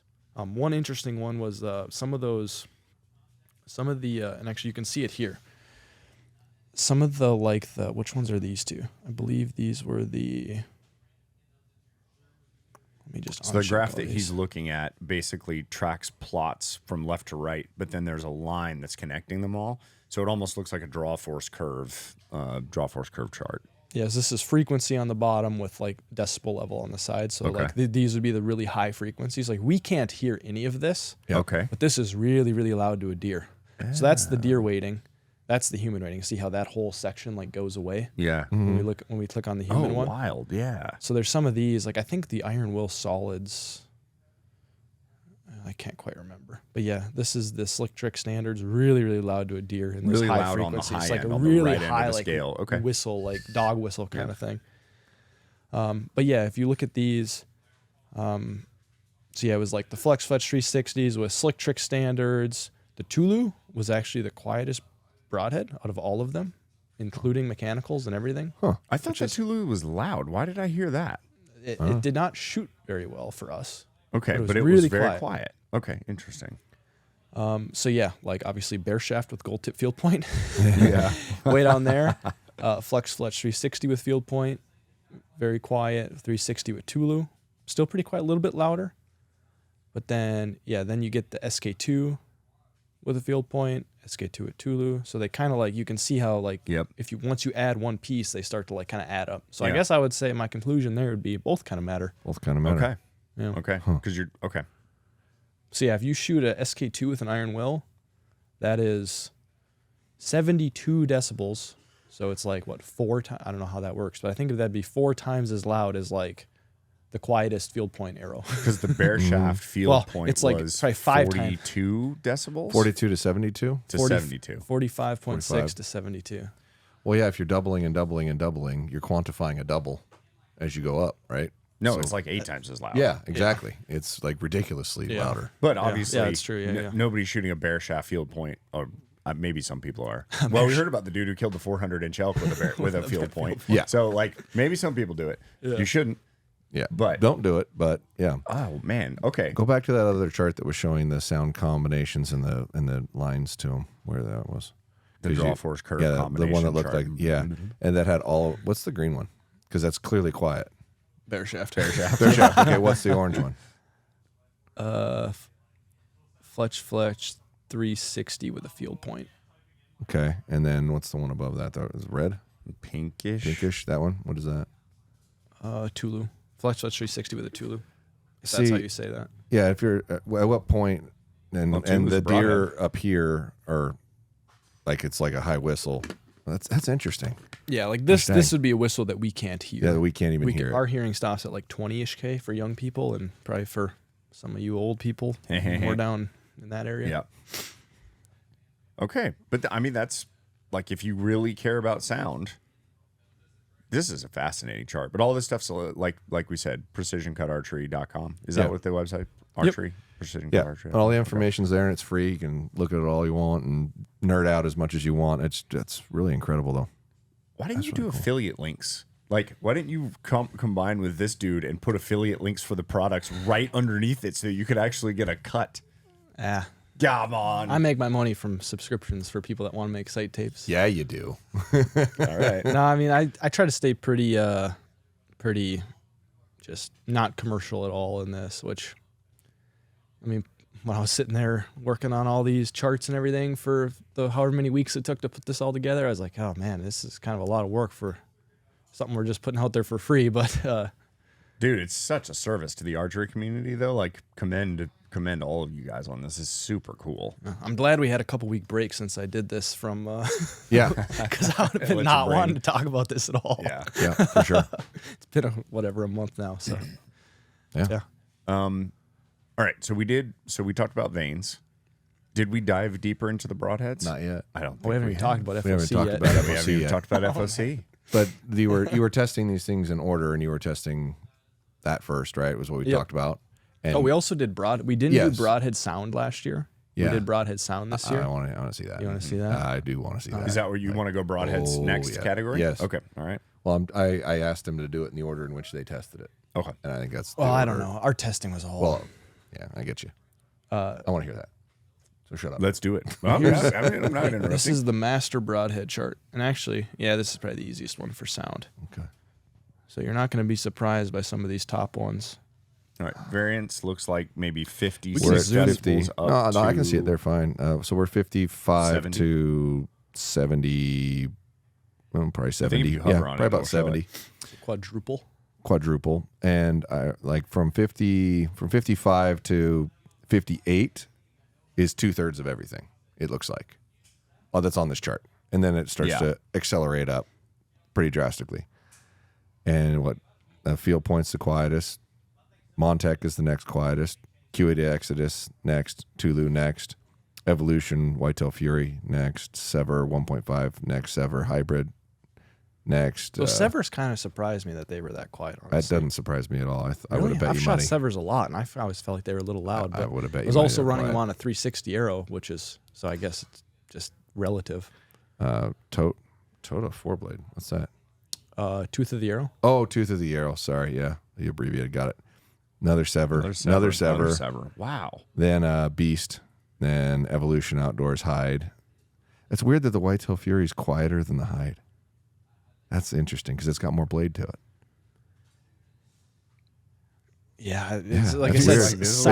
sound is Then like Beast. really, like you can't look at it Yeah. really and predict. It's Then tough. Grim Reaper Fatal Steel. Then G5T2. Then Magnus Stinger. And then it goes up. So Quite a bit. literally all those broadheads that he just named are within 3 decibels of each other? Pretty similar. Yeah. Yeah. Yep. And you said the guy in Australia is doing all this? Yep. And he's got a little lab. So, but you said he hurt himself and he can't do archery or something? Yeah, I don't remember if it was a shoulder or a back or something, and now he's kind of more into high powered rifle stuff. Ship him Gotcha. a crossbow, baby. Ship him one. Yeah, so I feel Well, really is bad he, for him. is but- he not going to be doing No, this no, anymore? he Or did the he just testing doesn't this personally year. do the archery anymore because of an injury. Right. Makes So sense. it was Okay, kind of cool. just a bummer for him, I think, to have Yeah, to yeah, do all it's a these bummer. arrows and Yeah, and can't even do it. yeah. Let's see. Oh, the speed didn't do super it awesome was on sound. louder. Mega meets were even louder. Yeah, I mean, that doesn't surprise me. But yeah, so you think these amplify to each other though. So if you have a louder arrow, but the decibel rating is below this, it doesn't matter. You think they're like stacking to each other, or the frequencies are just different. Is that what you're saying? You mean in terms of vanes, Vanes and and broadheads? Vanes and Broadhead. broadheads for noise. As you're saying, they're stacking on top of each Well, other. I think they like both matter, right? Like Yes. if you use a quiet vane and a loud broadhead, Mm-hmm. that's going to be like you could flip that and use a quiet broadhead and a loud vane, Mm-hmm. or if you use both loud of both, it's going to be even loud. Like I don't know, like it's not like one completely washes out the other. Gotcha. I guess what I'm saying. Like I think you can choose both of them. If sound is something you care about, you probably want to choose a quiet thing on both sides. Got it. Well, and it's my belief that probably matters a lot personally. So this is phenomenal information. And just at a glance, it's almost like you should probably, if you want to use a mechanical anyway, you should probably use a sever and a flex fletch. That's what I'm saying. If sound is your number one factor. it is. Well, but they're also, if you look at the other relatable things, they're not far off in that regard. Yeah, I mean all of those, and like, I mean these confidence intervals are real tight. So like these are pretty high degree of confidence. Yeah. Like the Beast is probably statistically a little bit louder than a Sever, but they're both 57. They're both 57? 57.4, or I guess 58.2. It's like, I mean, Close. It's and- close. Yeah, I think this is deer weighted too. So yeah, a little bit louder, but I wouldn't sweat it. Like there's Sure. also the whole terminal performance aspects of these, like things that we're not testing. That's Sure. the part that people have to add in after that is Yeah. what do you think you're getting with penetration versus these different broadheads and all the other, what's durability, all the things you didn't test, because that's what we're all doing is we're adding up a bunch of different categories in our mind to create the best thing that we think exists for us. Yep, Yeah. exactly. Okay. Fascinating. Isn't that wild? It's awesome, dude. Yeah. It's so cool. And this will live forever. Correct. That's the other thing is like this data will stand for a decade, and it'll inform new products that come out. Like when people are designing stuff, they'll go, okay, well, let's go run this through the test and make sure that it's not 75 decibels if it's a mechanical broadhead, Right. because that's not going to work. So the other thing we did this year that we didn't do last year, we did a lot more stuff this year, which is also why the data analysis and everything was terrible this year. But we also took pictures of literally everything, every group that we shot through this whole thing, and then recorded all those groups. So this was interesting. Not surprising to me, and probably not surprising to a lot of people, but average fixed blade group size at 70, average mechanical group size at 70, average fixed blade group at 70. So this What chart was the is first like one? very Fixed- fair. or field point, sorry. Field point. Yeah. Field point. Field point at 70, average group 4 So inches maybe. This is at 70 yards, Yep. 3.77 inches. Mechanicals averaged 4.83. Fixed blades averaged 10.07. With the torqued bow. No. Well, this is across. I think this might be across everything or on torqued. The torquing didn't really change group size. It moved changes the impact. group, It Yeah. changes impact. Yeah, It that doesn't makes change. sense. but Yeah. the fixed blade number is a little bit misleading because there was like 2 or 3 that did really bad. So take that with a grain of salt. Like if you took like the hot or which one's the fixed blade? The Jekyll. yeah. That like those things pound. Yeah. They just, and some of like the Iron Wills pound. A lot of the other ones pound too. But there's a couple that shot like that. At 70, And just like 3 unfortunately- foot groups. Wow. Yeah. And Yeah. unfortunately, So that goes number's against the a- numbers. that Skews it. number's a Okay, yeah, little so bit. that drags Yeah. it out. Here's the group size on a per broadhead base. Is that the fixed heads, or is that all of them? That's all of them. Well, and Okay. interesting. That's a Montec. Or I guess there was one that did. that dude, did not the group well Montec, for us. doesn't quite surprise me because of the way they make them. The interesting part, that broadhead was really, really quiet. Yeah. It was one of the quietest ones. Was that very that quiet. solid, But that it new did- 3-blade solid one? It did not group for us out of a shooting machine. Maybe G5's doing something different than they had in the past, but I've always found the quality of those to just The be best grouping the broadhead Jekyll was line. the best grouping broadhead was the Fatal Steel. Really? Yeah. Yep. On there, that's the Fatal Steel. Grim Reapers that's are pretty. crazy. You know the one I've been recommending for like 10 years. Imagine that. And then Fascinating. right behind Right it, behind it's the Jekyll. Yeah, the Jekyll evolution. Yeah. And which the is speed. that's a big fixed blade. And And then Speed, then Sever Hybrid, then Sever 2.0, then Beast Titanium. And these are Which, all mind you, like- these are those all are all like- the really, same. really yeah, they're tight. basically the same. Yeah, I mean Yeah. they're like 2.5 to 5 is 10 of them. 1, 2, 3, 4, 5, 6, 7. Yeah, 10. So between 2.5 and 5, 10 broadheads Yeah. are in there. So basically, you'd say any of those are good. yep. Realistic. The other, on this broadhead aspect. So interesting. let me ask you this. Are broadheads less accurate if you shoot really fast? Like if you're shooting an iron well wide and someone's like, I want to shoot an iron well wide at 320, what are you going to tell them? Oh boy.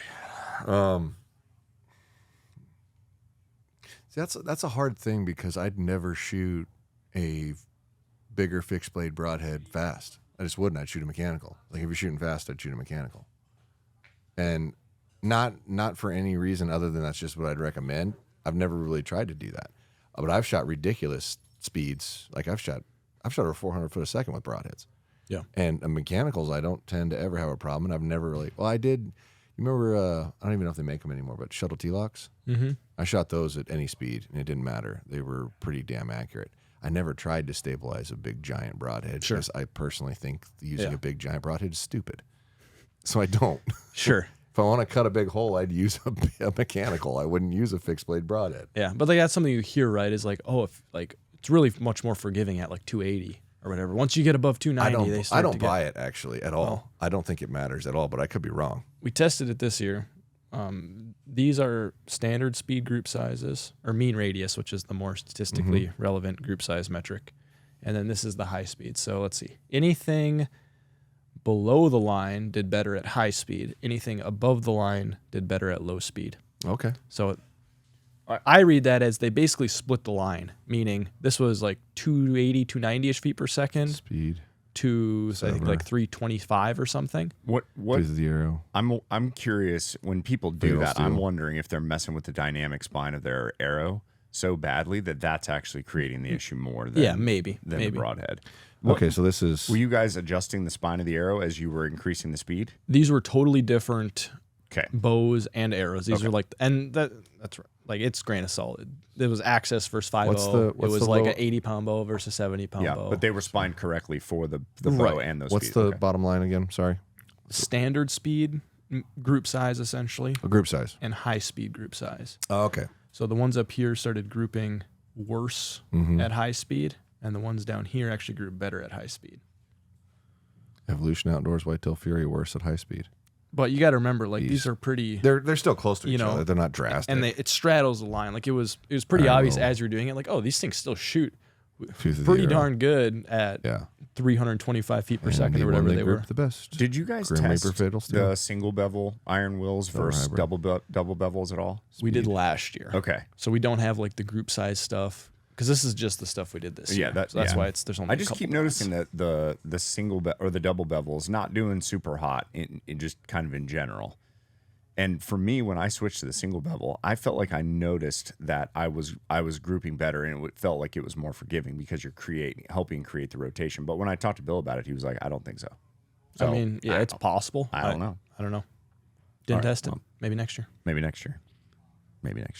Interesting. And maybe I'm wrong. Maybe it was just in my head. Very interesting. So yeah, like I would not, like I've always kind of been a little bit hesitant to shoot faster just because you feel like it's going to get a little more touchy or whatever, and that doesn't really seem to be. I don't think it real. No, I never thought speed did that. I thought that the faster you shot, the louder your setup probably was, and the louder your arrow probably is. Would be my guess there. But I never found it to be harder to tune or harder to maintain a tune with. As long as their spine was adequate and your FOC was adequate for what you were building. Those things had to increase as they went up. There wasn't a way around that. But yeah, there was no variation outside of that I ever saw. And I tended to go testing heavier. I didn't test really lighter. Like my testing tended to be like, I've got some 1,000 grain arrows. Like I dove into the Ashby stuff. I didn't really get into the like, let's see if I can shoot 400 feet per second. I just didn't do it. Oh yeah. I built a setup once that was 430 feet a second that my cousin hunted with. Yeah. No crap. Yeah. It was really heavy and it was a carbon spider turbo. Oh yeah. Hell yeah. 95 pounds. Yeah. Had an overdraw that went behind the I-beam right in front of the string. And I think the arrows were about 25 inches long at 30-inch draw. 30-inch draw? Yeah. Yeah, and they were like right at 300 grains total weight because that was the legal minimum you could hunt with in Idaho. Oh, my gosh. With a fixed blade broadhead.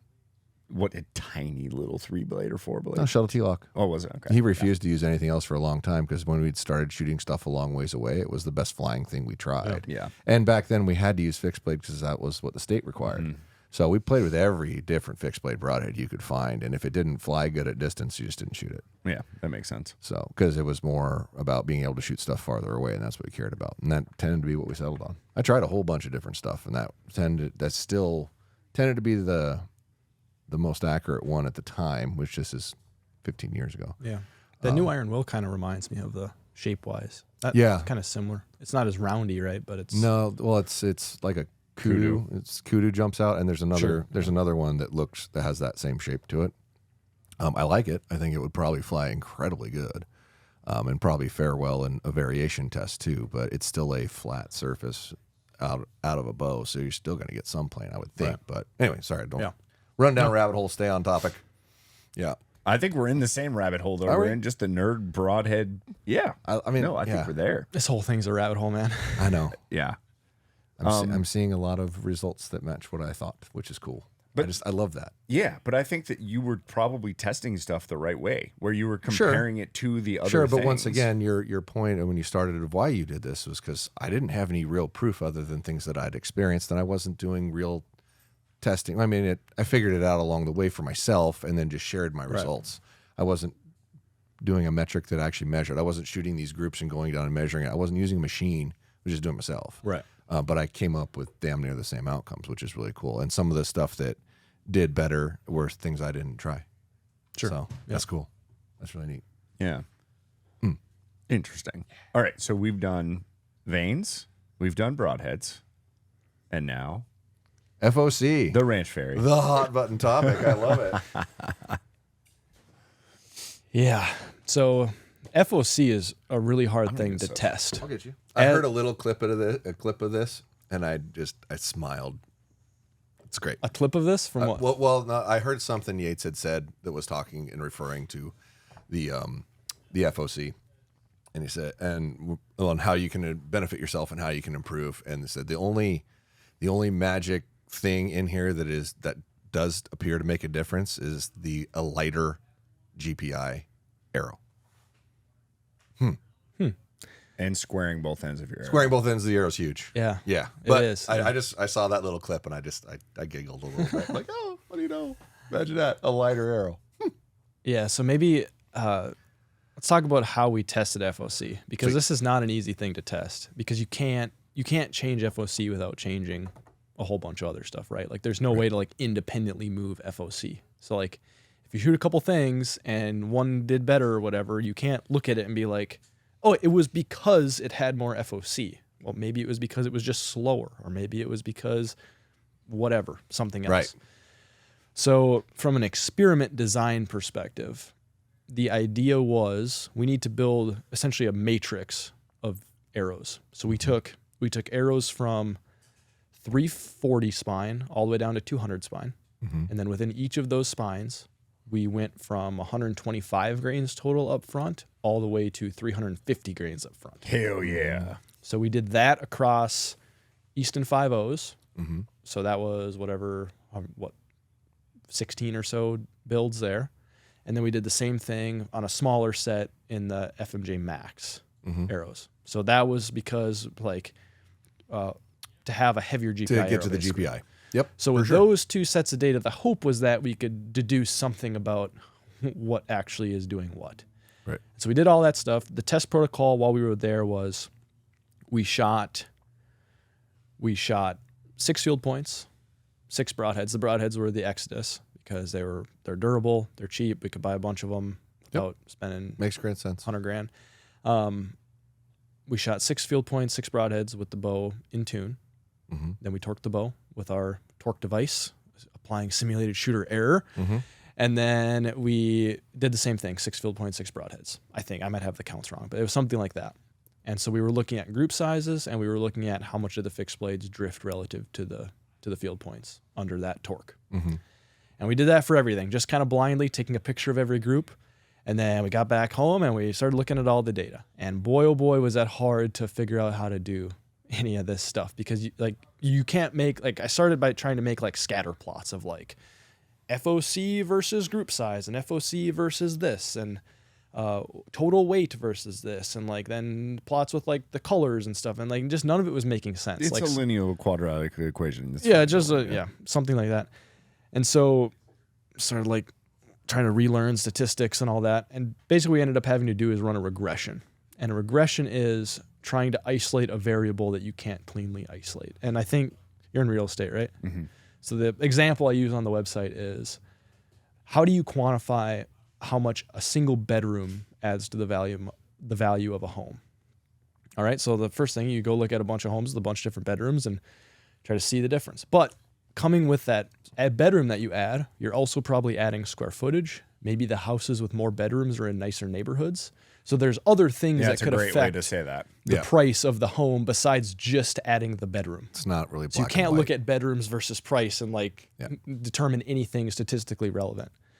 And so what you do is you run a regression, which does a bunch of statistics math stuff and gives you a factor of how much the bedroom by itself, holding everything else constant, is contributing to the price. And so that's what we did with FOC. And so we did that for FOC, and we did that for dynamic spine, which is the combination of point weight as well as the static spine. And when you do that, more FOC turned out to be always a good thing by some degree, specifically for group size, statistically for group size, for broadhead group size. We could like statistically see that, I'm going to try not to say statistically too much because that makes me seem like even more of a nerd than I am. No, they already know, but don't worry about it. Just keep saying it. Totally Statistically, so more FOC was always better. We did not see any kind of a sweet spot. There was no such thing as, that 15 to 18% is like magic. It like just always improved the more FOC you got, which is maybe intuitive, it's maybe not. We expected to see a sweet spot. And then stiffer was always better.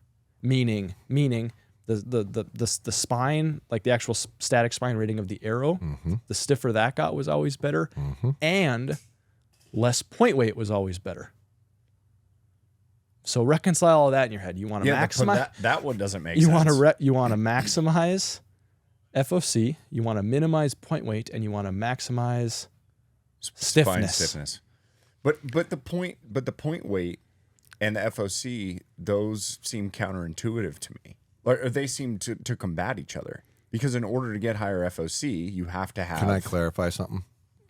You're saying point weight. I'm assuming you mean the insert and the tip Total combination. point weight. Total point weight. Total point weight. Lighter point means stiffer arrow. Correct. Dynamically. Yep. Right. So lightening the point makes it stiffer. Yep. And at the same And that's why you're getting that reaction. But and at the same time, though... And at the same time, FOC is better. Right. So the only way you can get all of those things for free is... A lighter arrow. Drum roll. The lightest A GPI lighter arrow you can GPI get your arrow hands you can on, get. people. Imagine that. Okay. This feels so good. It does pain me a little bit, not going to lie, It's so good. to see him like this. It's so good. Oh, God. The mohawk's just getting sorry. bigger. I'm and sorry. I can bigger. literally see it grow. I'm sorry. It feels good. Okay. All right. So your conclusion, based on the data, is that a stiffer arrow and the lighter GPI is the way to go. Yes. Yes. Stiff, light, high FOC. All the things you can't get all at the same time, except for going lighter GPI, which, to be fair, comes with other trade-offs, right? Like durability. 100%. But also keep in mind, as you go to a lighter GPI arrow, you automatically have more FOC, everything else being the same.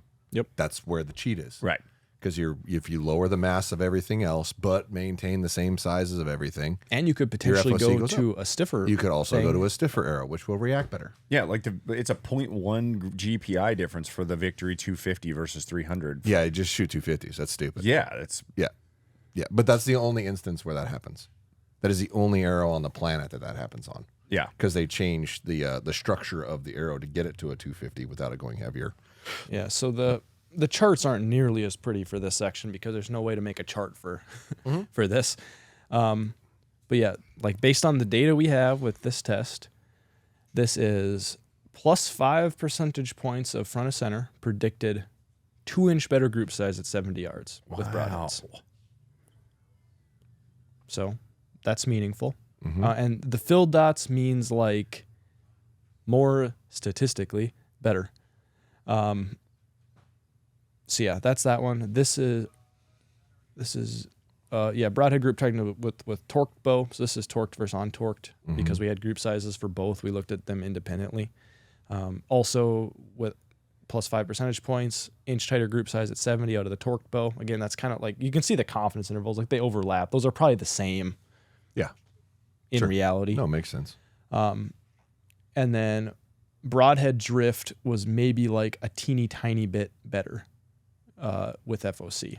Okay. And then we have the same exact chart for spine. So, I don't know how much stiffer this actually is. This is 100 spine units, so a 200 to a 300 or whatever. Okay.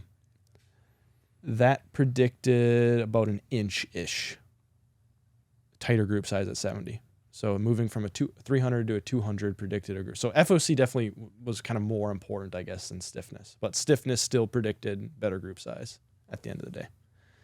Well, that's just logical. If a stiffer arrow is going to recover faster, it should hit more where you pointed it. A weaker arrow is going to flex harder and farther, so it's going to take longer to recover. Your group should be bigger. It's simple, but thank you for proving it. Right. Yep, there you go. And then, this is this is a view. So we kind of we did a separate test on the whole speed thing, slow versus fast. Part of the problem with these matrices is like, as you move up, you're getting way, way heavier. Like our arrow weights range from like, I don't know what the exact, but it was like very little to like. I imagine you were probably somewhere between pushing like 650, I think. Low 4s, high 3s to close to 7. I would think. Close to. I think it was like 650ish. In the arrows that you're talking about and the weights that you're talking about, I would think you'd probably be up there. So that was part of the problem with like, if we could have knew all this stuff about statistics and things before we did this, we probably would have designed the matrix a little bit different, or just maybe done more, which we didn't really have time for more. But we would have probably done something different to better isolate weight. Because that was the biggest thing. We had some of the FMJ Max build, which helped because you had similar weights and similar spines and all that at different weights. But if you said weight doesn't matter as far as group size and all this, because we kind of tested that with the other test, right, with the high speed versus low speed, that like things kind of group the same. If you do that, the results get much more convincing, I guess, that basically your broadheads hit close to your field points if your bow's out of tune.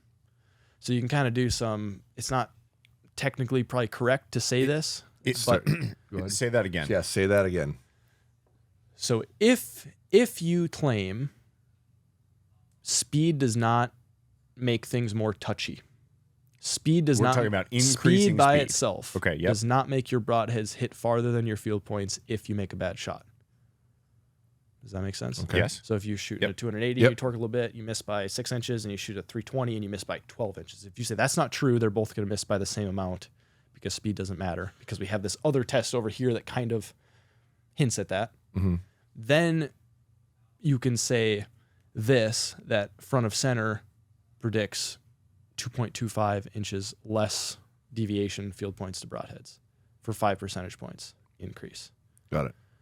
So that's kind of that's not true. Like that's not going to stand up to much rigor in terms of like we're making this other claim based on this other test of this other thing. But it does appear that FOC also makes stuff more forgiving. If that makes sense. I agree. So yeah. But in any higher FOC setup, it's going to be heavier. Unless you can reduce the GPI. Unless you can reduce. Well, yes. Right. Exactly. Go light, people. Go light.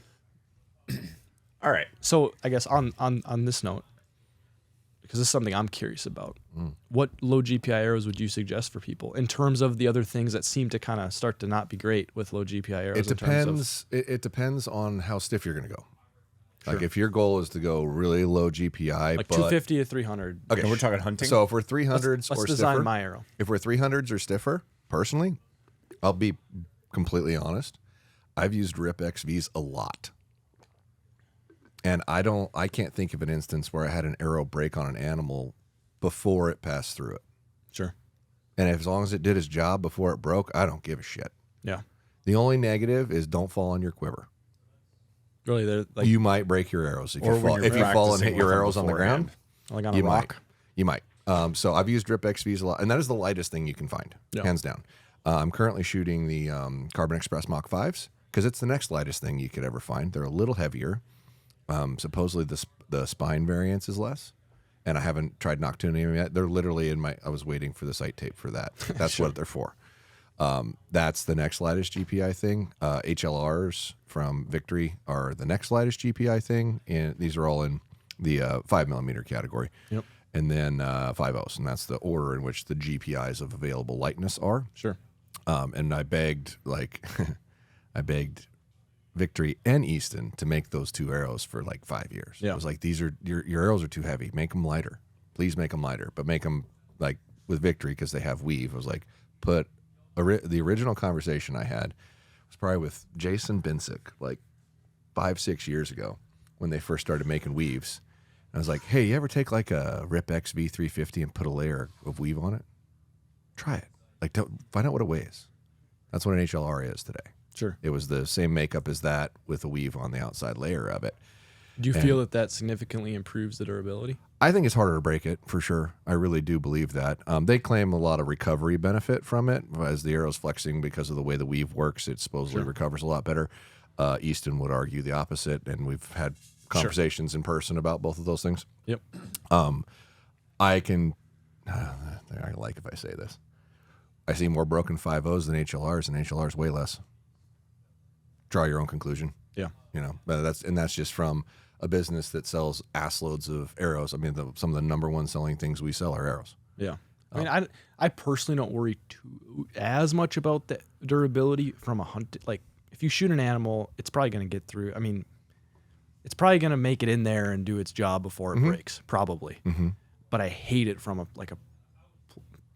practice perspective. No, if you're practicing, When I you went don't to want that. Spokane last year and was shooting with those guys, like I think I came with like 15 arrows and I left with 2.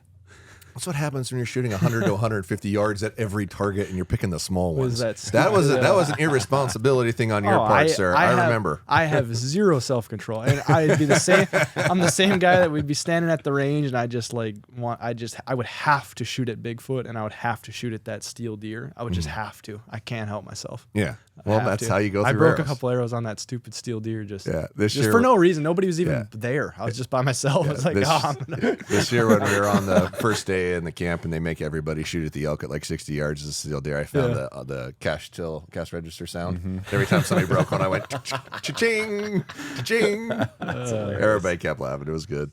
But yeah, no, it's that is the only negative. But like when you were breaking them, was the shaft breaking or was your insert cramming into the arrow? Every combination. Every combination. Yeah. I mean, I was hitting rocks, right? Like Yeah. I was missing that little little raccoon or whatever, or link bobcat. Yeah. What's that little Well, target? that was Bodie's fault too. He was antagonizing everybody into doing that yeah. crap for the record. Little Bodie. Well, and he was missing too, but he'd pull his arrows out and they were just fine. I was like, Yeah. Well, he doesn't pay for them too, but he was shooting Axis long range, which is on the lighter side of the 4mm category. Although X Impacts from Black Eagle are the lightest. I shot both those arrows for quite a while, but I've steered away from 4mm. There's just too many downs to it to me. I think I don't. Last use year them. they did better. Like they're better in wind and drag and all that for sure. Mm-hmm. But I haven't found an insert. I haven't tried the podiums, but I haven't found an insert system. Did you notice what Bodie was pulling out of the ground that weren't breaking? I'm pretty sure he was shooting just a standard insert. He was shooting my components, dude. Was he? Yeah, and he still is. Maybe. Yeah. The 2-piece collar system. Yeah. Just as long, and then what makes them fail always is that if they're flat up against the end and there's not a piece that goes over the end of the arrow when it tries to flex, it cracks really easy. If you put a collar around that, it won't let it crack. Yeah, I mean, when I shoot 5s, I always shoot hits with a collar. Yeah. That's just my. And when I shot 4s, I shot deep 6 with hits and a collar. Yeah. But I just got sick of being limited to deep 6 broadheads. Yeah. That was such a cool idea with a poor execution, and they didn't get the brands behind it. If you got brands behind it, that really worked It'd be a way better system if you could get every broadhead in deep 6 today. Yeah. It was tough. I would still, if I had like a super high stakes hunt and I really wanted like the best, I would figure out I'd probably just shoot a Sever in deep 6 and some nice little 4mm and with steel, everything like iron will or whatever, or podium or whatever components, titanium. The interesting thing, when the Ulmer Edge, which was Trophy Taker's version of a Sever, they were same patent, same person, the original guy who made the Broadhead. I don't know if they never came to market with them or whatnot, because they parted ways because they couldn't agree on a price per Broadhead that the guy got paid, right? Sure. And that ended up being Sever over time. They made a Deep Six steel one, and I'm pretty sure I bought all of them that they ever made. And I used that for like 6 years after that. Yeah. Like it was all I used, and then shove a Deep Six insert inside a 4mm, and it was the only way I'd use it. Anyway, we got off topic a little bit. So. No, you're not, because we're going toward the right place, which is optimal arrow build.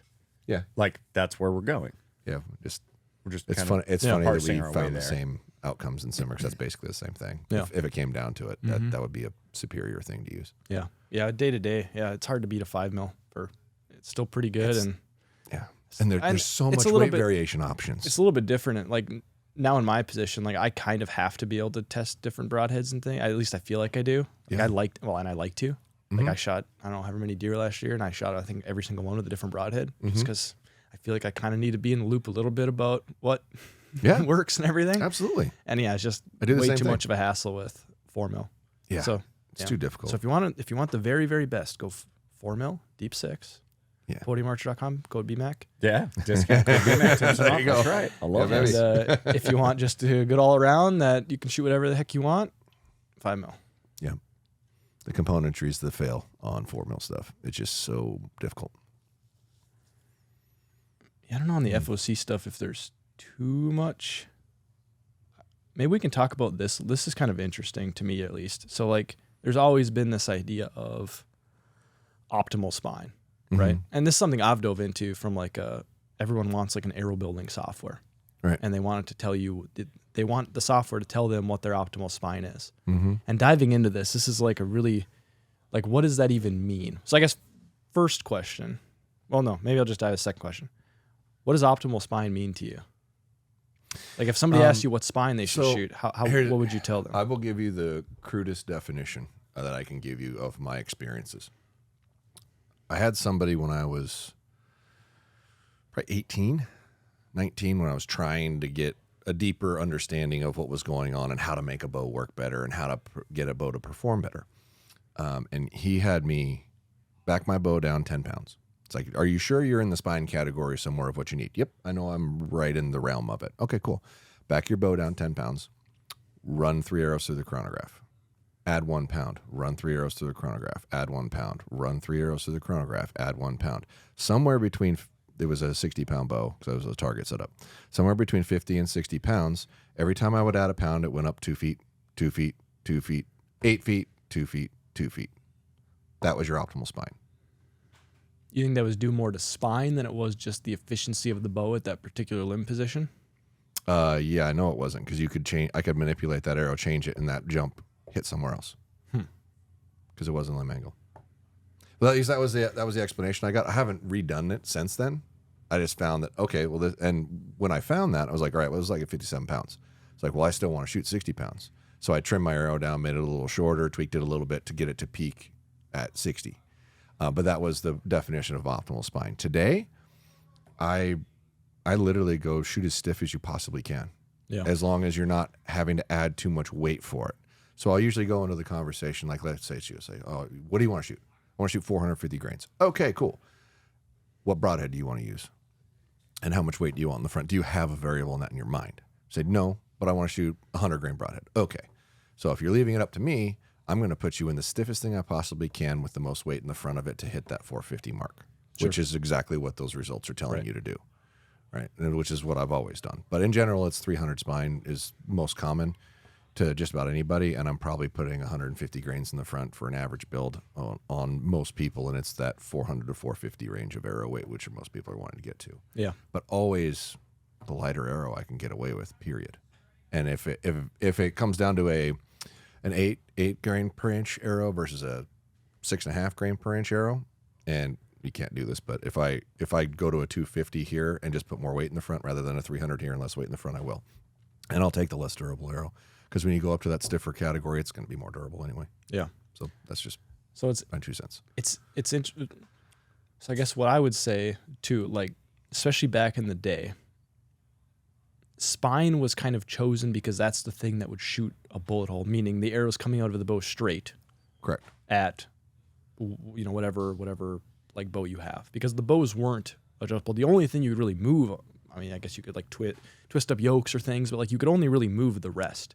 And if you want the rest in the middle, and you don't want some crazy cam lean or something, you had to change the arrow if you wanted that thing to shoot straight, meaning like a bullet hole out of the bow. So I think a lot of the things, like there's a couple different like things people are talking about when they're saying optimal spine. They're saying like something that shoots out of my bow straight, for one, and then they're saying like maybe what's like optimal from a performance perspective, maybe. And then the target side especially, like, oh, I added 25 grains up front and all of a sudden it started pounding or whatever. Maybe that's true, maybe it's fooled by randomness, but so all that to say, I think it's really interesting because when we built this matrix, we were shooting a 340 spine with 350 grains up front. Which the assumption Which would be should that like crap. And we did not. Oh, and I guess Yeah. like just know we tuned every single one of these. So that's part of what took so long is like every single one of these. Got to go through and retune it. We tuned the bow and we never moved the rest for a single one. Yeah. This was purely with the XTS, which I was blown away by, that you could tune that The wide best tuning system I've ever seen. from a 340 with 350 up front to a 200 spine with 125, and you could tune that all with the XTS and get bullet holes. So that, and they all shot pretty good. Like even the 340 with 350 up front still shot like better than what people can shoot Sure. out of that shooting machine. Sure. And it didn't, from a forgiveness side with our simulated shooter error, it wasn't like way worse or anything like that either. So I'm kind of like, people have a lot more freedom than they think that they do to choose the spine that they want that maximizes stiffness and then also gets them like the total weight and durability and all those things that they want. Well, because we have clear center shot throughout the bow. Like if you go back in the eras of bows and keep stepping back, it would look a lot more like a recurve does today. Right. When the original compounds came out, you had to set the optimal spine of an arrow so when you let go of it, the knock and the point actually flexed to the same points in a line, because your arrow had to bend around the riser because the riser wasn't cut to where it could go straight through it. And you'd see those old videos. You'd see, where oh yeah, things boom, boom, boom, boom. yeah, because it was flexing You can around see it, that and now. that's where the spine matters. Yeah, you can see it now, but it's up and down, and it's not as bad. Well, It's not nearly as bad. Unless you shoot a 340 with 350 grains in the front of it, then you're really going to see it. yeah. It's So flexing like crazy. I forgot what I was going to say. Do you not think it flex up and down? Do you think? Well, so I think that concept comes a lot from like the single cam era where you always had a lot of vertical knock travel. And I think the bows now, like if they're timed correctly and all that, I think your vertical knock travel is very minimal. And I think most of it's like really what this comes down to is your knock isn't pushing straight behind the arrow when you shoot. There's always some Yeah. amount of thing. And what you're trying to do when you're tuning the bow, either by moving the rest or by manipulating the limbs or moving the cams or whatever you're doing, you're changing how that arrow sits relative to what the knock travel looks like. So you're trying to get it so that the bend kind of absorbs whatever knock travel is there and results in an arrow that's coming out of the bow straight. And so with a modern compound, like whatever the dual cam type stuff that we have now, I think the vertical knock travel is actually pretty minimal, or maybe even like close to zero, but you're always going to have some amount of horizontal knock travel because of the cables pull on the riser and the thing. So I think that's the thing that you can't get rid of, besides maybe with like a shoot through whatever type design. Yeah. With one cable going on one side and one on the other side, and Yeah, so the cam's not cycling from left to right as you draw it and fire it. If you watch it, it's rolling. Like you can see the cam do this, which makes your string travel move back and forth, which is what they're doing by manipulating the limb in an XTS or by tracking your cam left to right. You're trying to get that to run into the center point of the bow when it comes out, and that's where the left to rights come from. But because of the cable guard implements pressure left to right as you draw and as you fire, it's forcing the riser to turn a little bit, which is giving you some left to right waggle. Which is also why your third axis needs to be leveled at full draw. Thank you. With you holding the bow. Thank you. Yeah, there's no right, but you can get it close without you holding the bow. It's going to be closer than if you didn't draw the bow for sure. But the only way to do it is with you holding it. Yeah, because you're going to implement grip pressure. Yeah. So like all that to say, I think with the modern bows, like you can really have a lot of freedom to choose the spine that you want that meets the specs that you want, because you don't have to tune the arrow to the bow anymore. I think the era of tuning the arrow to the bow, meaning cutting a little bit down or adding a little bit of weight, that stuff's kind of dead now, because you can do that all on the bow so easy now. Yeah, that was all a traditional guy thing. So it's like, because that's how you tune a traditional bow. Yeah, but there's been a lot of compound people who have talked about that also. Sure. No, I get that, but that's also previous, older. A lot of the things we think today were from that era, and we just haven't proved or disproved whether it's still relevant. Yeah.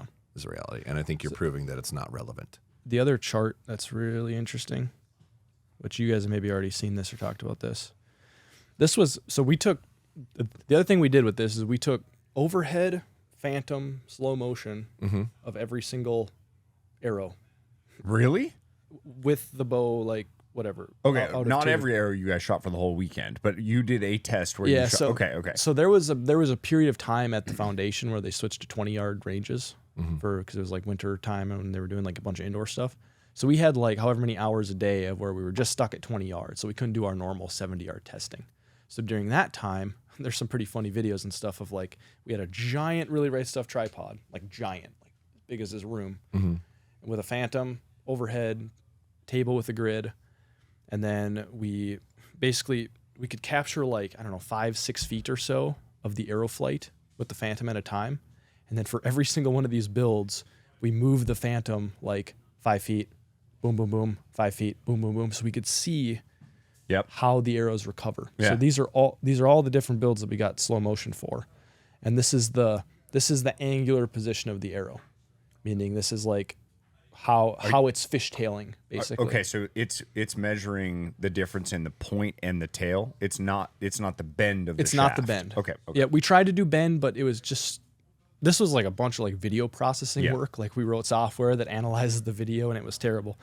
But yeah, the interesting part is that my hypothesis was that as we changed the spines and the point weights and all of this, like how that arrow recovers was going to change significantly. Like some might reach its max position at this distance and some would, recover quicker, but they all maxed out in this band from whatever it was, 12 to, I don't know, I have it written down here somewhere.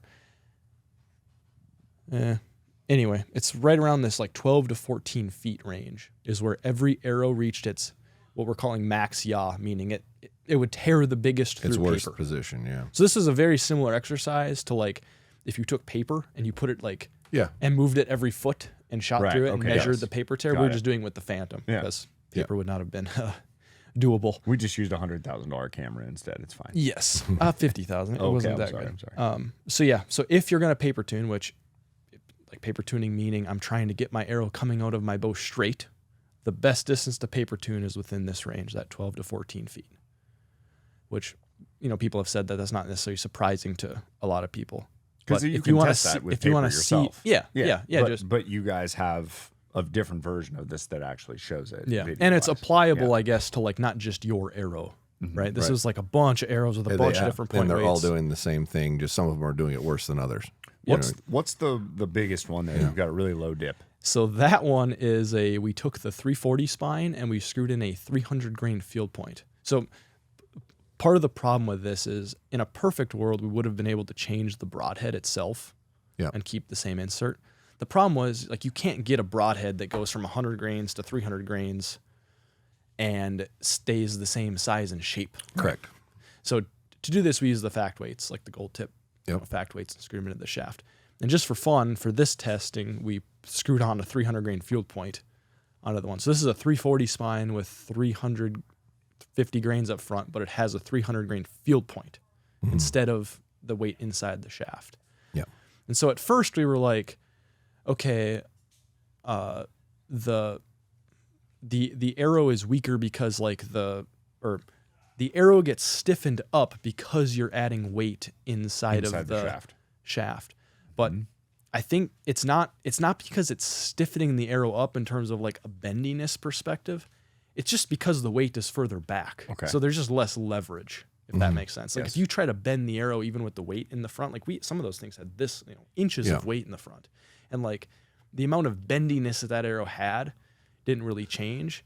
But I think what's happening is just that weight has less lever arm to bend, if that makes sense. So it's kind of a nuanced difference there. But anyway, that one was crazy. When you see a shaft shoot, you see it the peak point of bend is in the middle of the arrow, not 3 inches from the front. So it makes sense to me that exactly what you're talking about, where if you add if you extend the lever arm, you're going to get a more a bigger movement. Somewhere too, we have all the slow motion stuff. No, I just saw slow motion when you screw past it. I think it's higher up. Yeah. Yaw group fits. I don't know if I can. Here you can see some of them. So we have all the. You can dig around and find it. So you can see the flex that we're measuring. It gets a little bit. It was too noisy to give it. Yeah, if you find that 340 with. Oh, let's search for it. It would be. You can see that thing is wild. Coming out of the bow. 350-50. 300-. Do you think that you could tune that out? Do you think that you could have gotten it to tune? We did. Okay. That one we had to move the rest a little bit to get it to tune, to come out of the bow straight. Yeah. That was the only one. Okay. All right. So yeah, this is that arrow. This is that arrow tuned. So it doesn't really look that crazy. No, it doesn't at all. But that's also one of those things where I'd want to go frame by frame and look at it on the grid. But you can really see it. Yeah. So yeah, when the arrow's out of tune, it flexes more, and it is, because you're loading up that arrow. Yep. And then it boing, right. Yeah, the tail whip of the tail kicking out to one side or the other, or up and down, I would assume, depending on. Yeah. So all those videos are there too, and these are all annotated with the actual data. But yeah, this is quite the exercise. So yeah, I don't know. That's FOC. Fascinating. All right, so if you're going to build your perfect arrow, then, let's say that you're going to go elk hunt. What are you building right now from tip to tail? Elk, I might err a little bit more on the durability side, and I'm probably not going to care quite so much about maximizing wind drift type things, just because probably shots, I guess, depending on the country, right? If it's more open country versus timbered country versus whatever. But I'm probably picking a 5 mil of some kind still. Okay. I'm doing titanium or steel, hit insert and collar for sure. For elk, I don't know. I'd maybe shoot. Broadhead would be tough. I'd probably have some of each in my quiver, honestly. And depending on the situation and the shot distance and all that, I'd probably have iron wills, and I'd probably have, I don't know, maybe beast or sever in my quiver for a mechanical. It's a very common response from people who are techie. Okay. Yeah, if you're gonna be up close, get your lead cut. And if it's a poke, I've literally done that, on elk hunts. I almost always have both. I think I've always had both in my quiver, and I tend to grab the mechanical when it comes. Most of the times I've grabbed the mechanical just because I'm more warm and fuzzy about the accuracy of it. But depending on, let's wait. I want to finish it. I want to finish the arrow. I want to finish the arrow. I want to ask about that a little bit. But go ahead. And then we can go back. And then we can go back to it. My ADD will. Okay, so vanes for that setup. What are you putting on the back? Fletchflex 360. Okay. Because I'm doing fixed blades too, and because I want a little bit more of the steering, and I still care about sound a little bit. Ironically, I haven't had a ton of animals jump the string on me. I hunt a lot of whitetails, and then a lot of mule deer, a lot of antelope. I've had a lot of antelope jump the string. Haven't had a lot of mule deer jump the string. One of the 2 elk I've shot at jumped the string, which is super odd. We need to change the expression. Jump the string is not the thing. Jump the arrow, whatever. Jump the arrow. Yeah. So anyway, yeah, I would probably just err on the quieter side anyway, just because it makes me feel better. Okay. Whether or not they're hearing that or the bow or seeing it or whatever, it's probably possible that it's any of those, depending on the situation. Are you using a lighted knock? No. Because are you worried about FOC, or you just don't like the quality? I just have not messed with lighted knocks much. Okay. I don't film my hunts, and I used to run reflective wraps on my arrows back when I ran wraps, and I really liked that for finding the arrow after, especially in the dark. It was so easy to shine. Like I remember I shot at a coos deer once and I missed, and I shined my headlamp like across the thing that I just made the shot at, and I could see that thing glowing. That's pretty cool. Which is pretty cool. Yeah. I haven't messed with lighted nocks enough to like have an opinion about which ones are good or if they shoot good or not. It's just one of those things. Just a variable that doesn't seem like something a piece of the arrow I want to mess with too much. Okay. Right. Me personally, but I totally understand if you're willing to test it and make sure they shoot good for you and all that. Yeah, it's pretty freaking nice to be able to see where your arrow goes and all that. Okay, so total arrow weight. I'm typically anywhere between 415 and 450. And all the testing that you have done has not changed any of that for you? So my whole thing, and this is probably a thing for a lot of people, I want to optimize for hitting where I'm trying to hit, right? Like that's what my whole company's built around is I want the thing to hit behind the pin, right? Like that's my whole thing. And when I'm looking at that, why don't things hit behind the pin? Well, in a hunting situation, I would say there's probably two main sources of error that come into play. One is the range, for sure.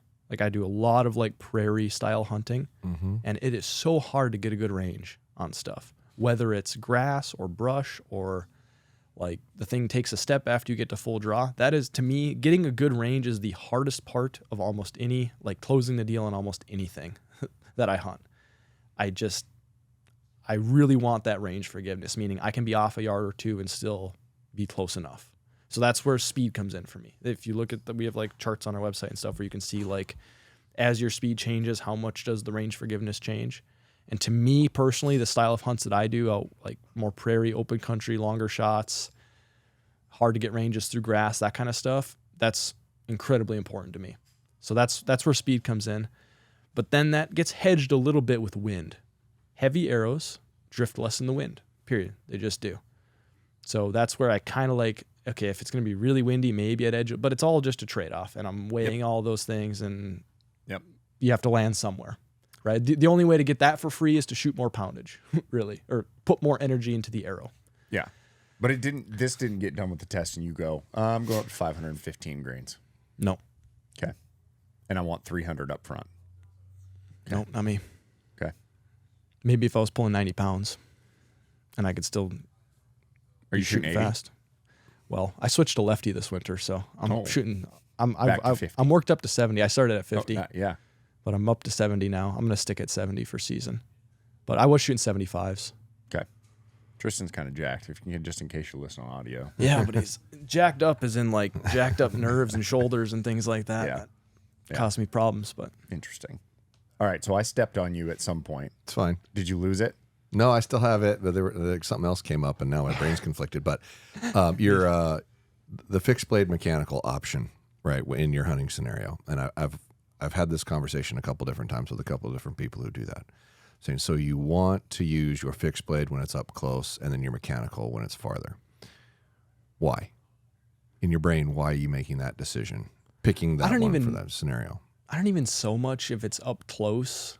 I don't know, and it's maybe just more of an elk thing. For antelope and deer, I don't usually have a fixed blade in my quiver. I'd say it's more of just like an elk thing, and you're worried about not passing through or penetration. Yeah, if it's right. Yeah, just they're just bigger and whatever. And I'm not a person that worries about penetration. Like I don't know, like dozens of animals, and I can't think of a single instance where an issue is caused by lack of penetration. Granted, I'm shooting like enough poundage and reasonable arrow weight and all that. Like I just have never had an issue, so it's not something I super worry about. Now, if I this year hit a shoulder, whatever, maybe. But I've also punched through a lot of shoulders with mechanicals and things too. So to me, it's just not something that I care about that much. Like I don't worry about it, especially on things like whitetails and whatever. Like, so why you got the smaller cutting diameter fixed blade in your quiver at all then?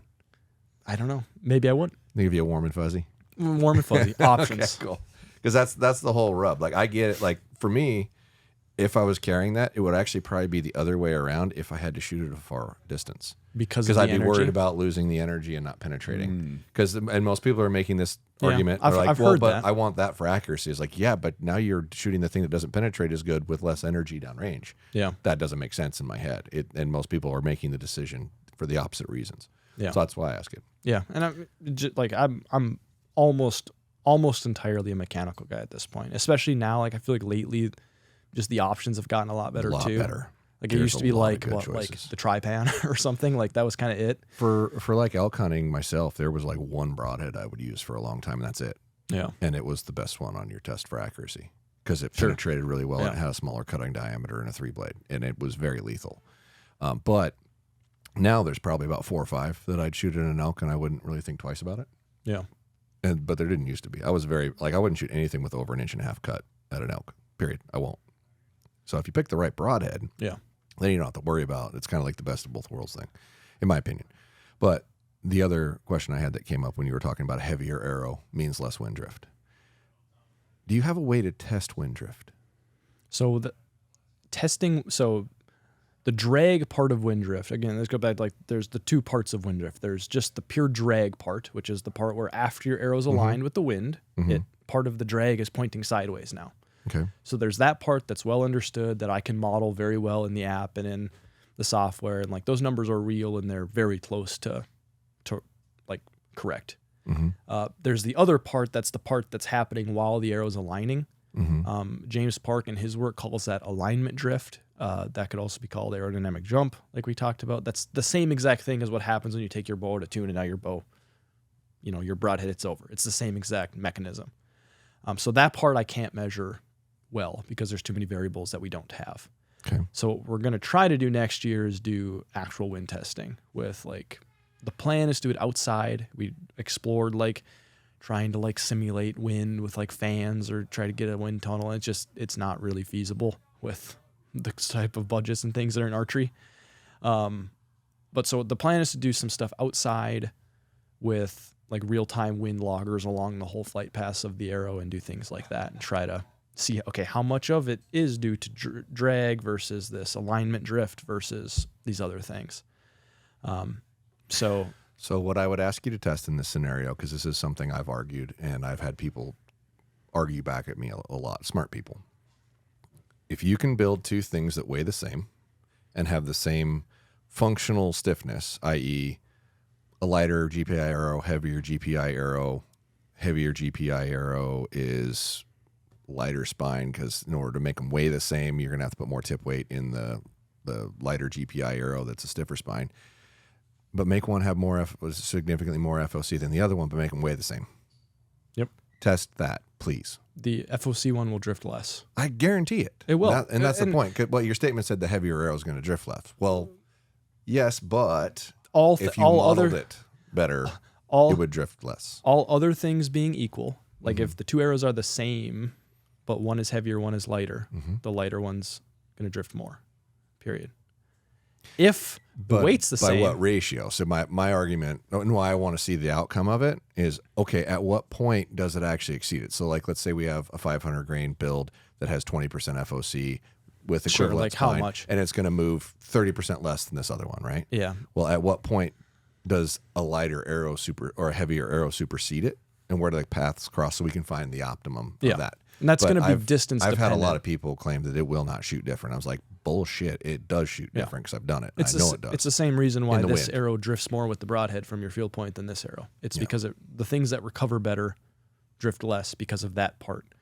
James Park in his work, he found his alignment drift, which is this topic. And this is with target arrows, so X10s with little vanes, whatever. He found that this alignment drift was roughly 10% of total drift for that style of arrow. Oh, interesting. So right off the rip, you're okay. Most of it's drag. Period. And that's why the wind drift stuff in my app and stuff works really, really close. You might drift a little bit more, but it's really close.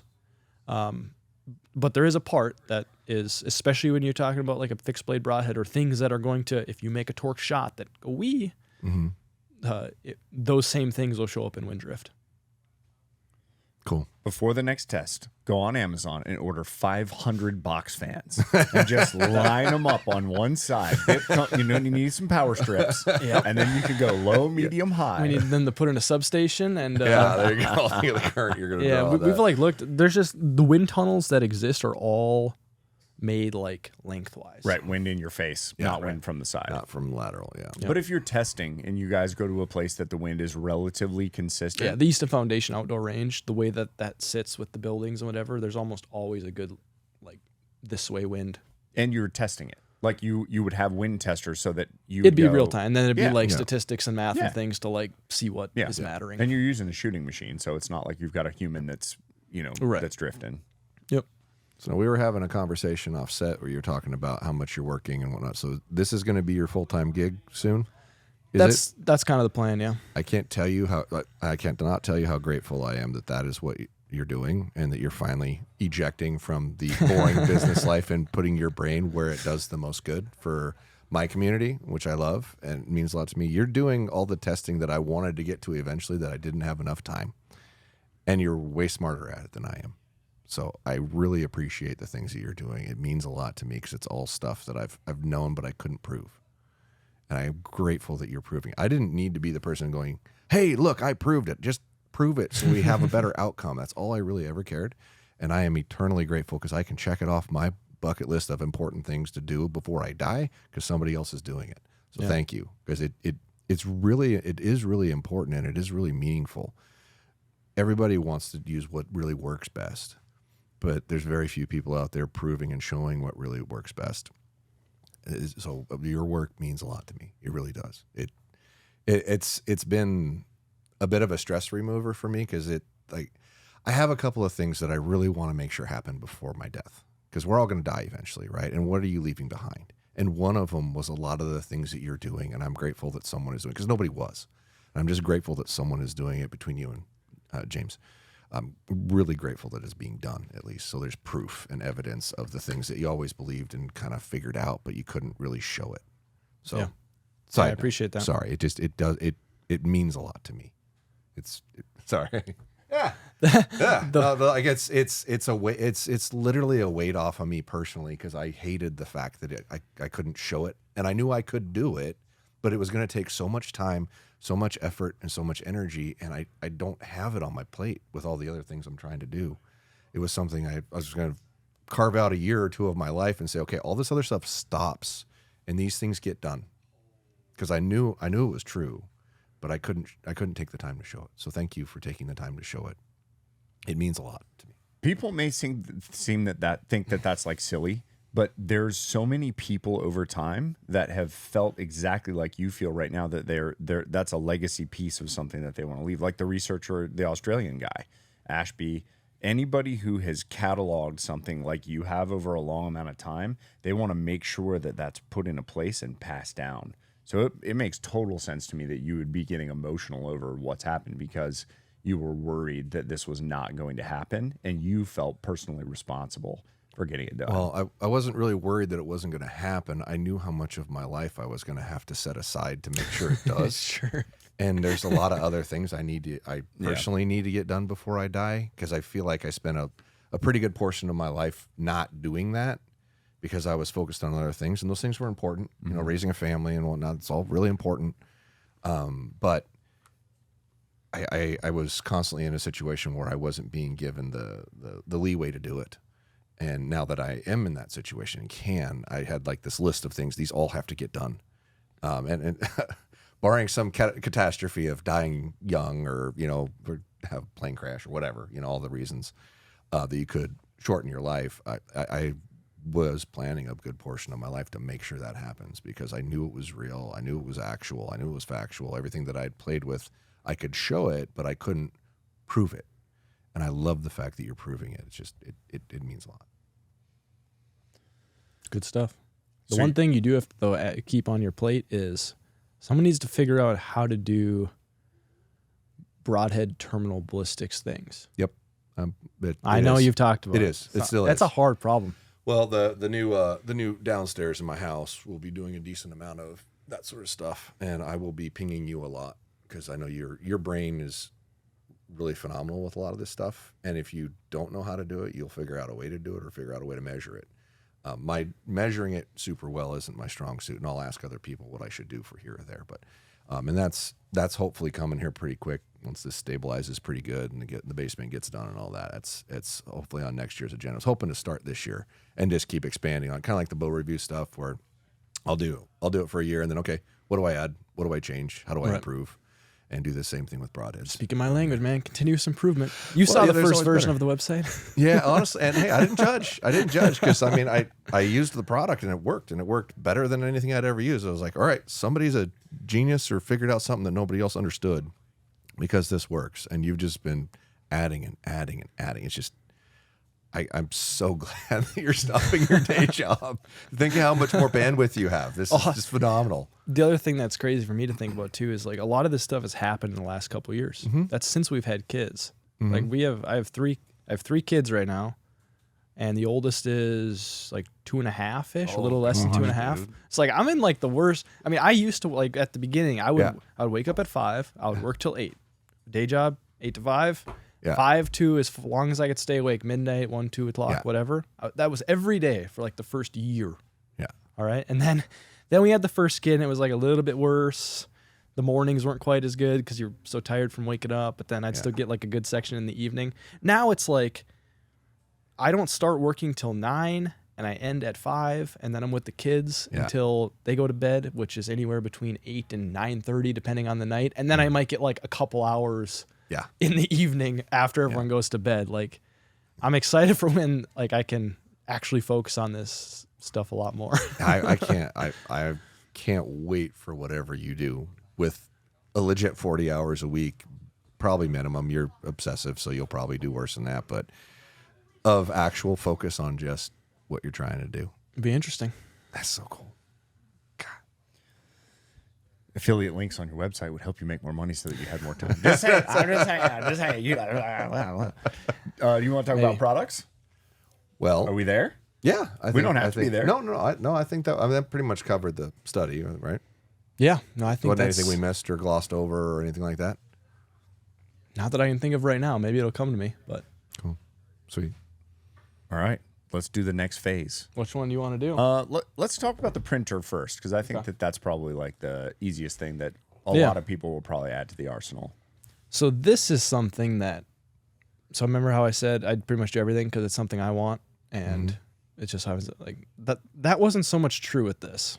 Everyone was asking. I got so many questions for how do I print this things on the go? What portable printer can I use to bring with me? Like so many of these messages. I was like, just get a printer and print the stuff at home and bring it with. Like, how hard is that to do? But it turns out it's really hard. It's really hard. And so it's just like procrastination, man. And We're all procrastinators. We had an option for a while where you would go on the website and you could print, you could get like an image. We'd basically give you like an image file that you could put in this thing software and then print it out, but like the scaling was super unreliable and it was just a big giant pain. And then a buddy of mine, the same John who's helped me with a bunch of this ballistic study stuff and all that, he had the idea like, well, can't you just connect that thing via Bluetooth? I was like, I don't know. I guess let me look. And it turns out these guys publish a third-party SDK, which is software development kit, basically meaning like Epson. I might look like I'm distracted, but I'm literally buying it while you're talking about this, just so I don't forget to do it. Sure. Yeah, good. Buy them all up. So basically, this company allows third parties to integrate with their printers. So I just started writing the app code and stuff. And long story short, there's now like a single button you can hit that prints the site tape directly on this printer. Which I don't know. But it's your software that's in this. Nope. No. This is all there. This printer is entirely. It's Epson, but that's what I didn't. I didn't understand the software portion of. That's me communicating with the printer. Okay. So my app connects via Bluetooth to the printer. But it's nothing that. Okay, I get it now. Yep. So yeah, long story short, and the quality on these things. That was the other problem with these sort of printers is the quality. So the main camera can see it. Is general like really bad. Like the resolution isn't there on a lot of these sort of printers. Okay. This one though is actually really good. And the first version of this that I had, it was okay, and I got a lot of people like, this like the tape doesn't look quite. I now have 2. Right, and and all that, but I made some more updates and whatever, this continuous improvement thing, and now the quality on this, I mean, even if, let me see, I think I have like a fast. And this is $100, right? The battery version's $89 on Amazon. After we get done with this, I'm going to reach out to Epson and figure out how many things you have to buy to become a dealer. And if it's not crazy, I'll just stock them. Yeah, fun fact also about the Epson, which we also support Brother printers. So there's a couple of those. So not partial to Epson. I don't have any affiliation with Epson at all. Like I had never talked with Epson before doing this. Since then they've reached out because we happen to sell a bunch of these. But yeah, like I don't have any. If you want to buy a Brother, do that. If you want to buy an Epson, that's cool too. But the Epson right now is my favorite. It has some issues. It has like batteries instead of a rechargeable battery, which is pretty annoying. And whatever. But like this is a 330 foot per second tape for an Excel landslide. So like, or like a driver, like real small, tight, right? So like kind of the most demanding in terms of what you would want for resolution. So all you do for this is you connect in your Bluetooth menu to the printer. Now I'm connected. I don't know if there's any way to like show this, but then you'll connect in the app and you hit the print button. And then automatically the thing starts whirring. Sound effects, you can add that in, I'm sure. Yep, of course. It's making printing sounds right now. Now I can hear it. There you go. Num, num, num, num, num, num, num. And then you have your tape on weatherproof vinyl. And I mean, that's a fast tape. That's a fast. It's hard to very see. clean. I'm sure for your old eyes, it's really hard to see. Keep But calling me old. Appreciate it. I can see it. It's just I got to hold it out here. But like, I mean, Cut those about lines where my are sight would be. those lines are They're clean. like crisp and nice. That's a very clean. It does a way better job than I ever thought it was going to, and people like this feature way more than I ever honestly, thought they like would. I would put that in the shops just for making tapes instead of trying to cut it out. It's just going to save you time. The cutting out thing's such a pain in the ass. Yeah. This is way better. That goes to 170. It's a fast setup. The one thing with the scaling on these, so we have a what we're calling a feed calibration. The scaling on these isn't super robust, and it seems to be a function of the actual tape cartridge. So like one cartridge might print slightly bigger or slightly shorter than another one. Okay. Or as you use one cartridge, it might change slightly over the life. Okay. So we have this feed calibration thing, and all this does is this prints a line that's supposed to be exactly 4 inches. Right? Okay. So you'll see it when it comes out here. But all you do is you take this line, you stick it on the table, you take calipers and you measure it, and it might be like 3.995 or something. So whatever, a few thousand off. Usually it's like somewhere in the neighborhood of 0.5% or so off. So you measure this line and then you input exactly what it actually measures. Ah, okay. And that like calibrates the scaling. How often would you say you need to do that? It really is variable. I've had cartridges that stayed consistent through the whole life of the cartridge. I've had cartridges where from the beginning of the cartridge to the last, it changes a little bit. But the way to know if it's right when you print is when we print the tape, we added this little note down here. So this is saying 30 yards or 20 yards to 170 yards should measure exactly 2.166 inches. Gotcha. So every time you print one of these, I just take the caliper, set it to what it says, check it. If it's good, you're good. If it's not good, then you got to go rerun the feed calibration. Damn. So calipers would be the other one that everyone should have. 100%. Just in general. There's a caliper in every toolbox I got. It's super useful. Lots of different. It's useful for lots of stuff. Yeah, it really is. Bow tuning. But That's another one I've tried to find a source that I can buy like large volume of them and sell them on the website because it's a tool you should have. Yeah. It just is. Instead of like, there's 3 or 4 things that I'm always sending people to other things to go buy. I'm like, well, why don't I just find a way to actually be able to sell this so they don't have to do that? Yeah. It's not from the premise of trying to make money on it, just to make it more convenient to the person who's trying to buy it. Is that I have it. Yep. Kind of thing. Yeah, kind of like silver Sharpies. Yeah. I buy them by the case and just put them on the website. It's fine. Yeah. So that's the episode. I've just been blown away by how many people like want to use this instead of. And Dude, honestly, I've switched. I just bought 2 of them. almost all my sight tapes now, like personal sight tapes, I print with this thing because it's just so much easier. I would 100%. It works great. I've seen one. There was one case of a person who had at least that I've heard of, to where the scaling would not get consistent with that particular cartridge. I was like, man, I don't know. I've never seen that before. He switched the cartridge and it went away. So it seems to be cartridge related. So I guess the only advice I would have if you buy one is to buy a few. The cartridges are kind of expensive, like $25 or something. But you get like, I don't know, a bunch of tapes out of them. But yeah, I'll just buy a couple, and just in case you'd happen to get a bad one. The other thing is it's a cheap enough product. Epson's not going to like make it better probably, because they're like, it's $100 product. We're not going to make this much better. Like this thing's been around for a while. They might come out with like a one with an integrated battery, hopefully. Yeah, I mean that'd be pretty slick for. That'd be nice. Yeah. But yeah, people have been really liking that. Is this a thing? You want to? I mean, this is the existing software, right? That's the new thing. Okay. Well, Or it's the this old is the thing. new thing, right? They're both new things. Okay. This is All right, well, you do your thing now. so this. With the new thing. All right. So back in 2023, I've just started the website and all that and the payments, and I saw I got a payment from Spain, and I was like, I don't know, I don't really feel like I can even do this. Like, I don't know how to do like the sales tax and things over there. Like, so I turned off global payments, and then Pedro messaged me. So I was like, oh, I don't want global. I don't want people from different countries. Like, I don't know how to do this. So I was like, okay, I'll shut it off and I'll figure it out, and then I'll maybe turn it back on later. Yeah. And then Pedro messaged me, and it was him. Yeah. So he was like very, very early. And this was kind of through his whole saga. I don't know. Have you guys watched the Marco Polo film? Yeah. Yeah. Excellent film. So if you haven't watched it, go watch it.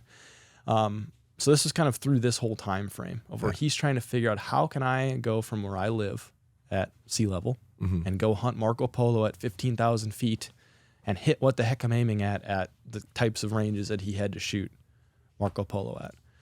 So he was trying to use my stuff and my sight tapes and adjusting and learning how that works. And then, long story short, he talked with these folks over at Loophole and was like, you really got to get this in a rangefinder. And long story short, here we are. Dude, that is crazy. It's all 2 years just from the jump to a couple years later. Your stuff that you built is in a massive major manufacturer product. It's pretty cool. It says it right on the box too. I think I'm gonna put in a little frame or something. You should put a shadow box on the wall above the picture of your kids. So I actually just got these. I haven't messed with them too much, but yeah, these have our full ballistic solver in them. So that is angled cuts for angled shots. And for the record, if you ever almost every angle compensating rangefinder I've ever used, I shouldn't say almost every angle compensating rangefinder I've ever used, when you start getting at extreme angles at far distances, it doesn't work. So we should maybe touch on what angle compensation is, what it isn't, what's what. All right. There are three main types of rangefinder, let's say, modes. There's line of sight mode. That one's pretty easy to understand, right? That is just, what is the distance to the target in a straight line? That's the first one. The next one is what people would call the cosine range or the horizontal range, or all the manufacturers have their own names for them. Anything that's kind of normal angle compensation, it's all cosine range, meaning they're taking the line of sight range times the cosine of the angle, and that's giving them the horizontal range. That's what so it's just a simple. It's just a simple. There's no ballistics. There's no nothing. Oh, okay. That's what Pythagorean everyone theorem sort of thing. Is that what they're using? A squared B squared equals C squared. Yeah, something like that. Yeah.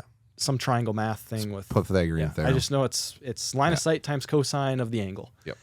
That gives you it's I guess easiest for me to picture in a tree stand, or if I'm ranging down, it's giving me the distance on the ground to the thing. Yeah.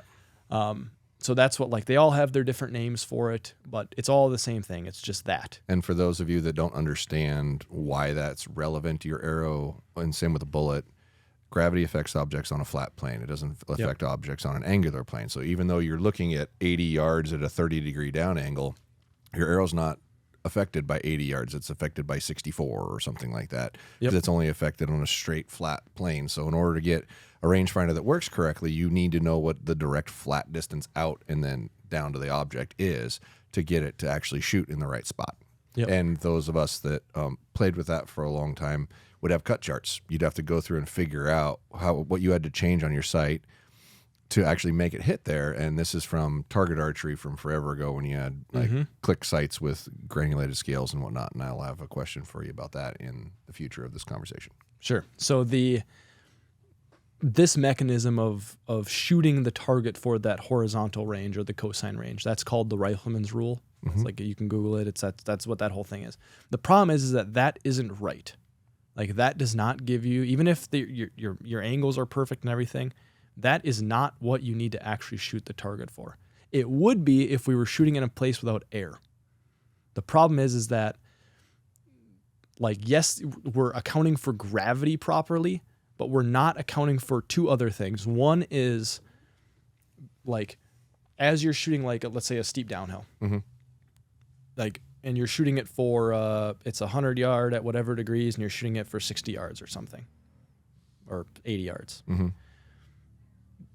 That is accounting for gravity properly, but it's not accounting for that, like, the new flight path of the arrow and what the drag looks like over that entirely new flight path. So typically, if you're shooting a steep downhill shot and your rangefinder's in this standard angle compensation mode, you're going to hit high. You need to actually subtract a little bit more than what the rangefinder tells you. Your cut's greater than you If think. you're shooting a steep uphill, you have to add a little bit to that cosine range. Oh. So you're going to shoot uphills a little bit more than your horizontal range, and you need to shoot downhills for a little bit less than your cosine range. And that's because of drag. Because of drag. Increasing drag or decrease It's because of drag, and then there's one other thing. The other reason is the same reason that if you shoot at a target that's as far away as this wall, you need to shoot it for like 50 yards. Right. Because you're shooting it for 80 yards, but your 80 yard, and this is really more for like super steep and super close stuff.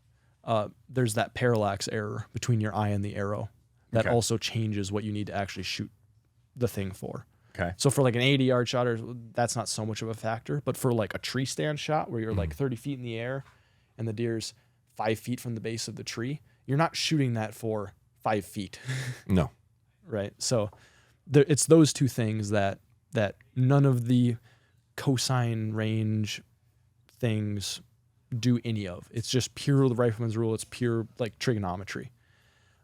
And then the third type of rangefinder reading is what companies have. Like, they have like a bow mode or a Leupold had Archer's Advantage and things, and those do a better job of, like, I think SIG just asks for arrow speed, and Leupold's like the Archer's Advantage asked for arrow speed and your peep to arrow, I believe. So they start to try to do a better job of actually modeling the ballistics and or doing some adjustments for the ballistic stuff. But they don't have all the information they need to actually get it right, if that makes sense. Yeah. So those are kind of the three tiers of rangefinder readings. And now there's a fourth tier, which is Precision Cut Archery right in the thing. And this is our full featured ballistic solver. When you range a thing with these, it's behind the scenes in there and somewhere in here, I don't know where, it's running like multiple arrow simulations to figure out because it's not an equation we can plug in and get an answer. It's like a simulation of the actual arrow's flight.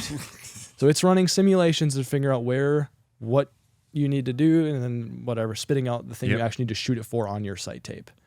And so very similar to what like the rifle stuff has been doing forever. With any of the things with like applied ballistics or forward off or any of those, that's what those are doing too, inside the kestrels or inside the binoculars or whatever. But they're doing it like you press the button, it shows you the thing. Yep, same thing with this. Okay. Yep. Yeah, it all happens it all happens in that fast. Yeah, it's like milliseconds. Yeah. Yep, like a couple milliseconds, which is imperceivable to us. These also, for the first time ever, these have an onboard atmospheric sensor.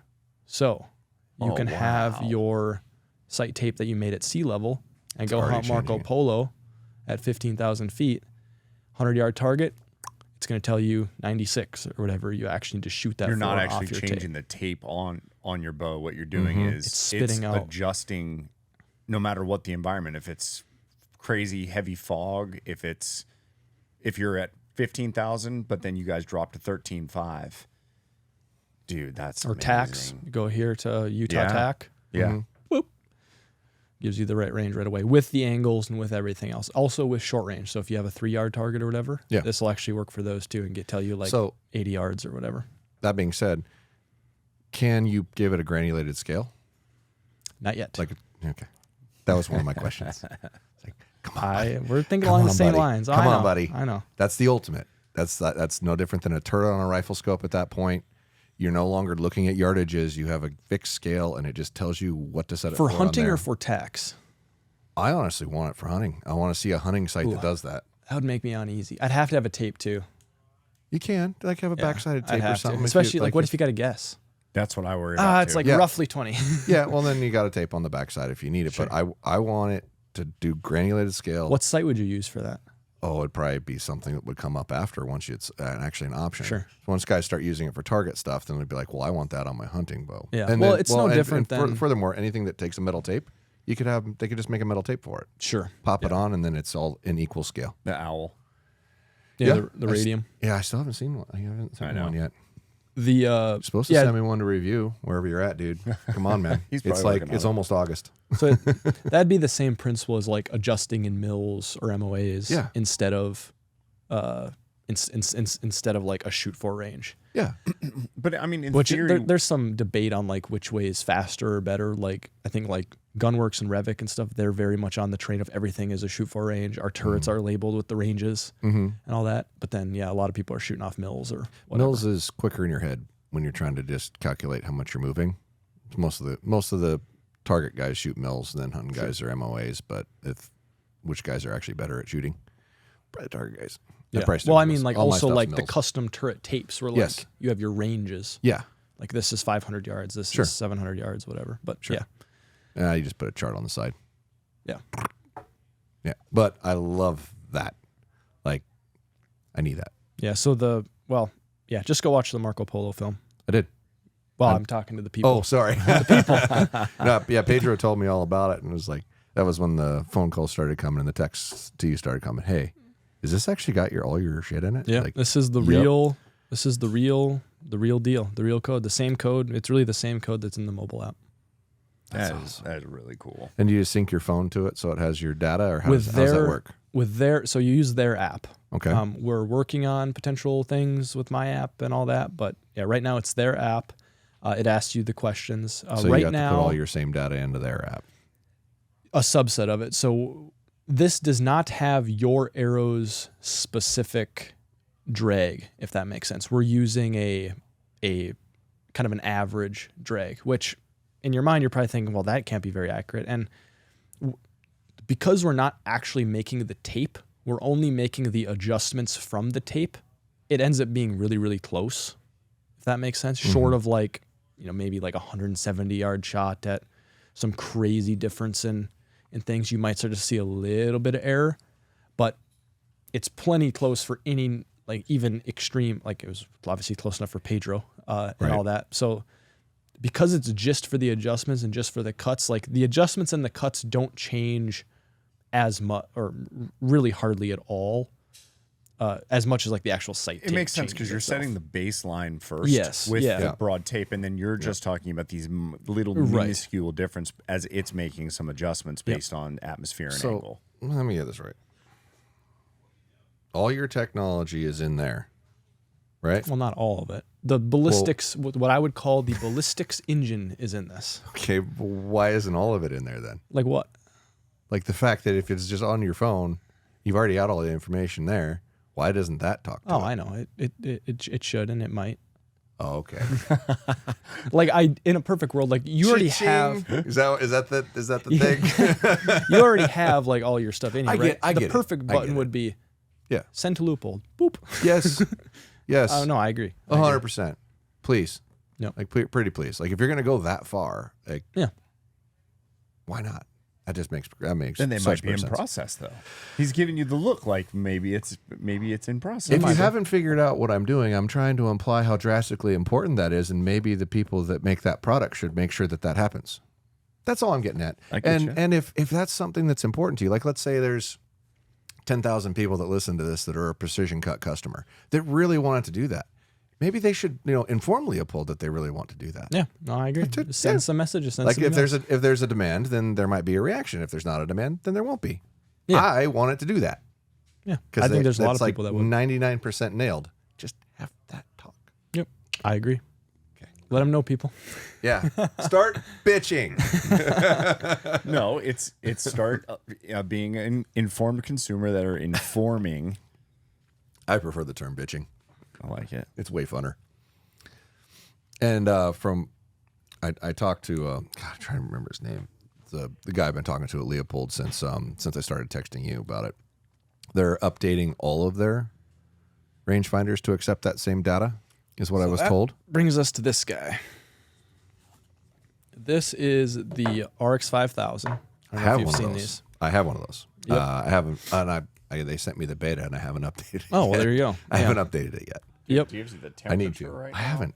I don't know. My timing, it sucks. Cool. Yeah. Yep. So the RX 5000s, their kind of latest rangefinder that's been out for 2 years-ish now, I think. Mm-hmm. These, by the time this podcast releases, I believe, will have an update available to get the same thing that's in there in here. Into there. The only difference is this thing does not have the environmental sensors. So Gotcha. you have to enter like You still gotta tell your it site and your where you are. current stuff. Gotcha. Got to give it a little bit of data where that you wouldn't have Yep, to. that does. I mean, you still have to set like where you're sighted in at. Basically, like if you're at sea level, you got to put in whatever that you're there. But it doesn't. Yeah, like if you go to TAC, you got to like go and change it in your phone. Yep. So now, just to clarify, I never asked this question. I should probably know the answer to it, but I don't. Is there any negative to a rifle person using this information? No. This is way more of a. Wait. Well, you mean? Hold on. So Maybe I misunderstood. Your ballistic stuff, right? Is an arrow and a bullet going to react the same way? No. Okay. No. So this is a primarily Yep. archery thing. This and well, I don't know about this. This has Ford off in it. Okay. Hornady's Ford off for rifles. So you can switch. Yep. All right. I believe this has. I don't know if this will have Ford off or if this has. I'm not sure about what this has for rifle stuff. But So basically, that tech in there is your stuff is really only good for an archer. yes. And a company made a $4,000 binocular that is superior for an archer. I love that because we're such a small market compared to gun, Yeah. I mean, right? it's also. I mean, this was the can first. use I it. believe this was the first time they did Ford off too.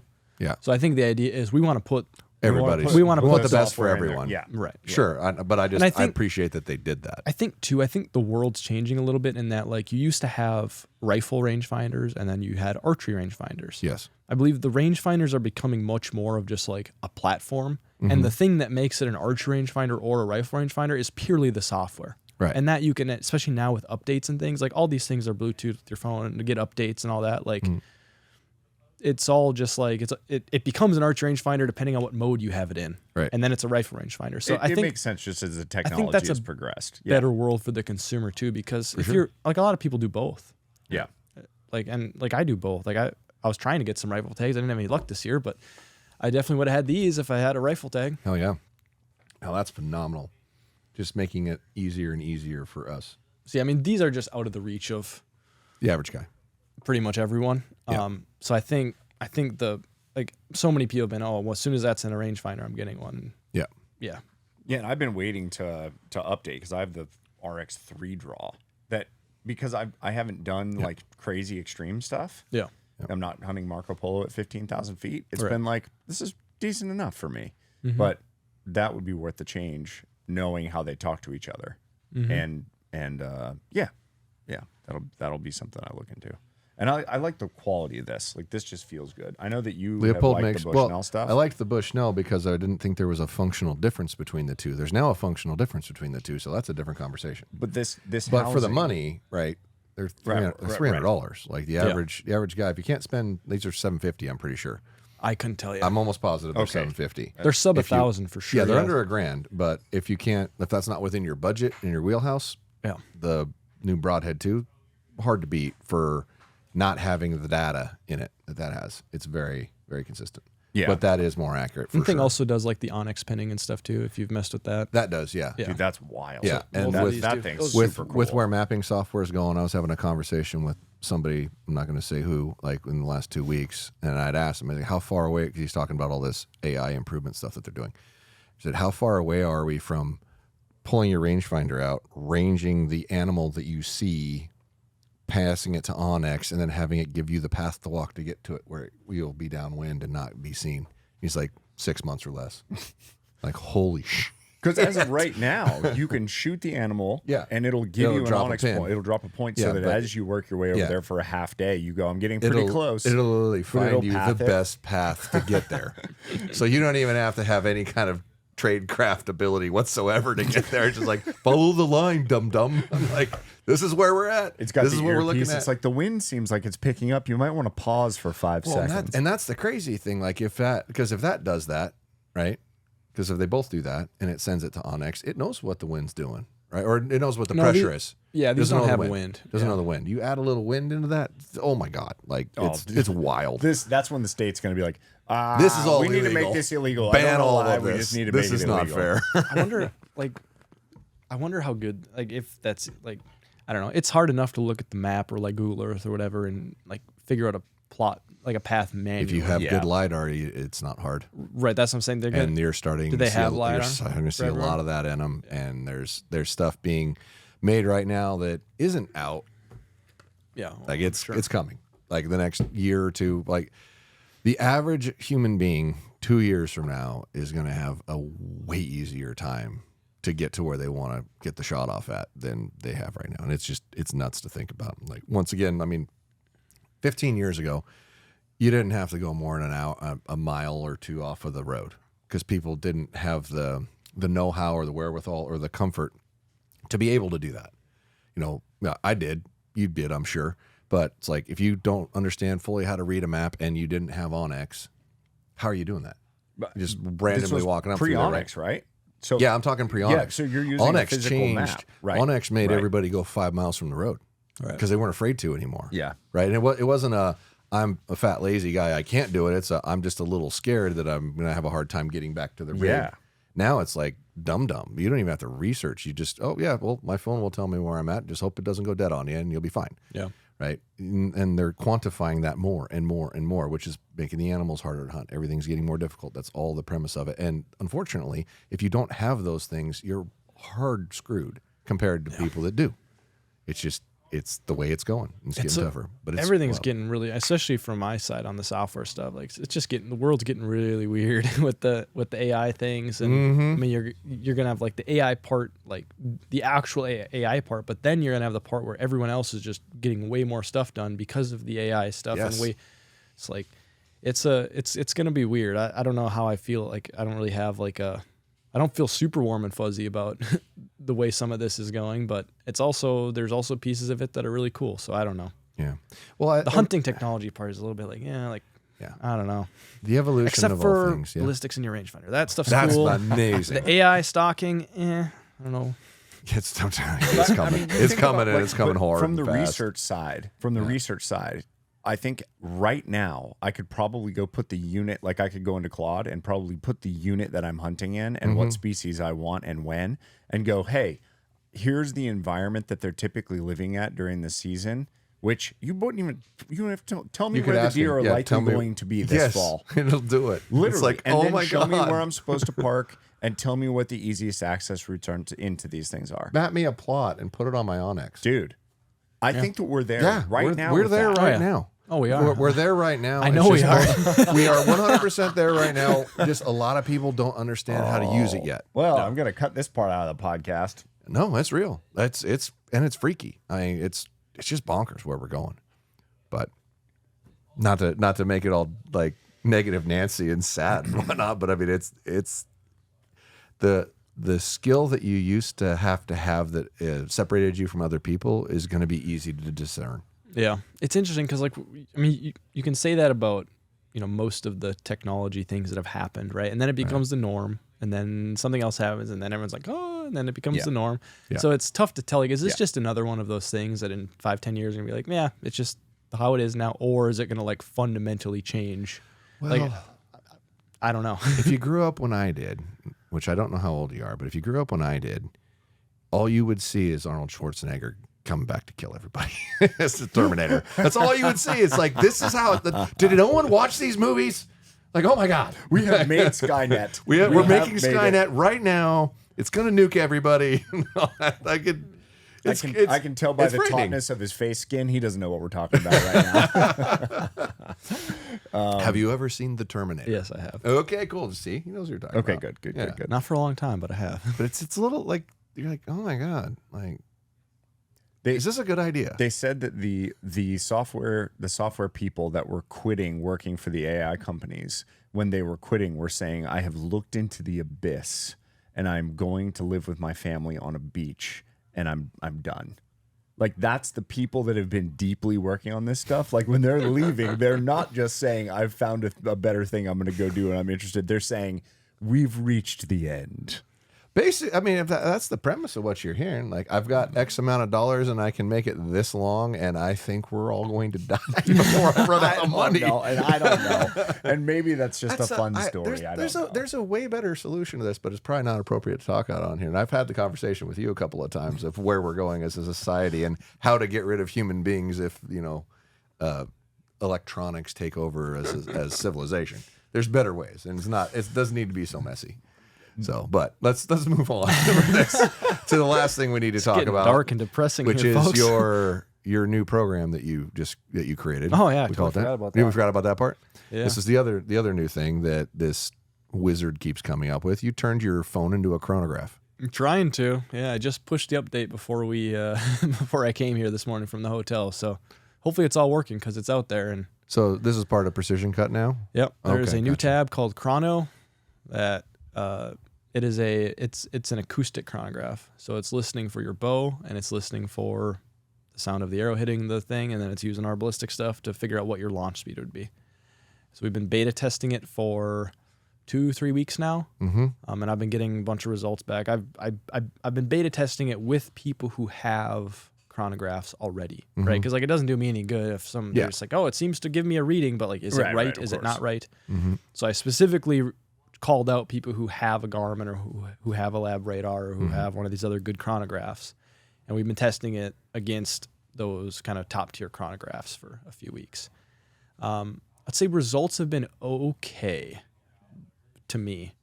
We're like 95% of sessions end up within 3 feet per second of the Garmin.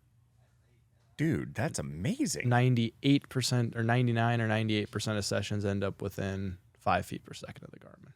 So almost everyone is coming out really, really close to like Garmin's and Lab Radars and all that. And it's on your phone, and you're It's just not your having phone. to spend $400 or whatever on the Garmin. Now there's some particulars in setting it up. There are some Correct? particulars We in should setting probably it up. cover exactly Yep. how you do that. So if anybody's hearing this and going, I'm going to do Yeah, that, so it's here's not- what you do to get it correct. And just to be clear, like, the Garmin is way more convenient. It's way more reliable. It's way easier. It's way more expensive than your phone. It's also way more expensive than the thing you already own and the nice subscription fee that you pay us.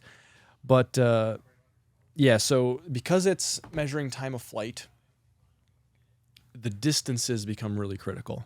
Because if you're even like we're trying to get things down to like the sub-millisecond in terms of like when did the bow fire and when did the impact occur. Correct. And so if you're 6 inches off or something, that's significant in that stuff. So the target has to be, okay, so phone to target, exactly 20 yards. Not a rangefinder 20 yards, like a tape measure. Oh, Tape measure 20 yards. So that's kind of the annoying part. And then the phone has to be set on that mark. It's not your feet or your Correct. Okay, The phone. got it. So Yep. so what I like to do is I just, especially like outside, I stick an arrow in the ground at the face of my target and hook the 100-foot tape on, run it back, get to 60 feet, stick an arrow in the ground. Now I have 60 feet exactly. Mm-hmm. Then I put my phone on the tripod, whatever, in the phone holder, right above that arrow. So Yep. no, Makes sense. target to arrow is exactly 60 feet. And then, so that's kind of the important step number one. Step number two is where you're standing as you're shooting relative to your phone. And what you want is you want your string at brace. So like where the knock leaves the string when you fire to be even with the phone. So like I use my string stop Gotcha. The end of my string stop is kind of reference, and I try to keep the string stop right even with the phone.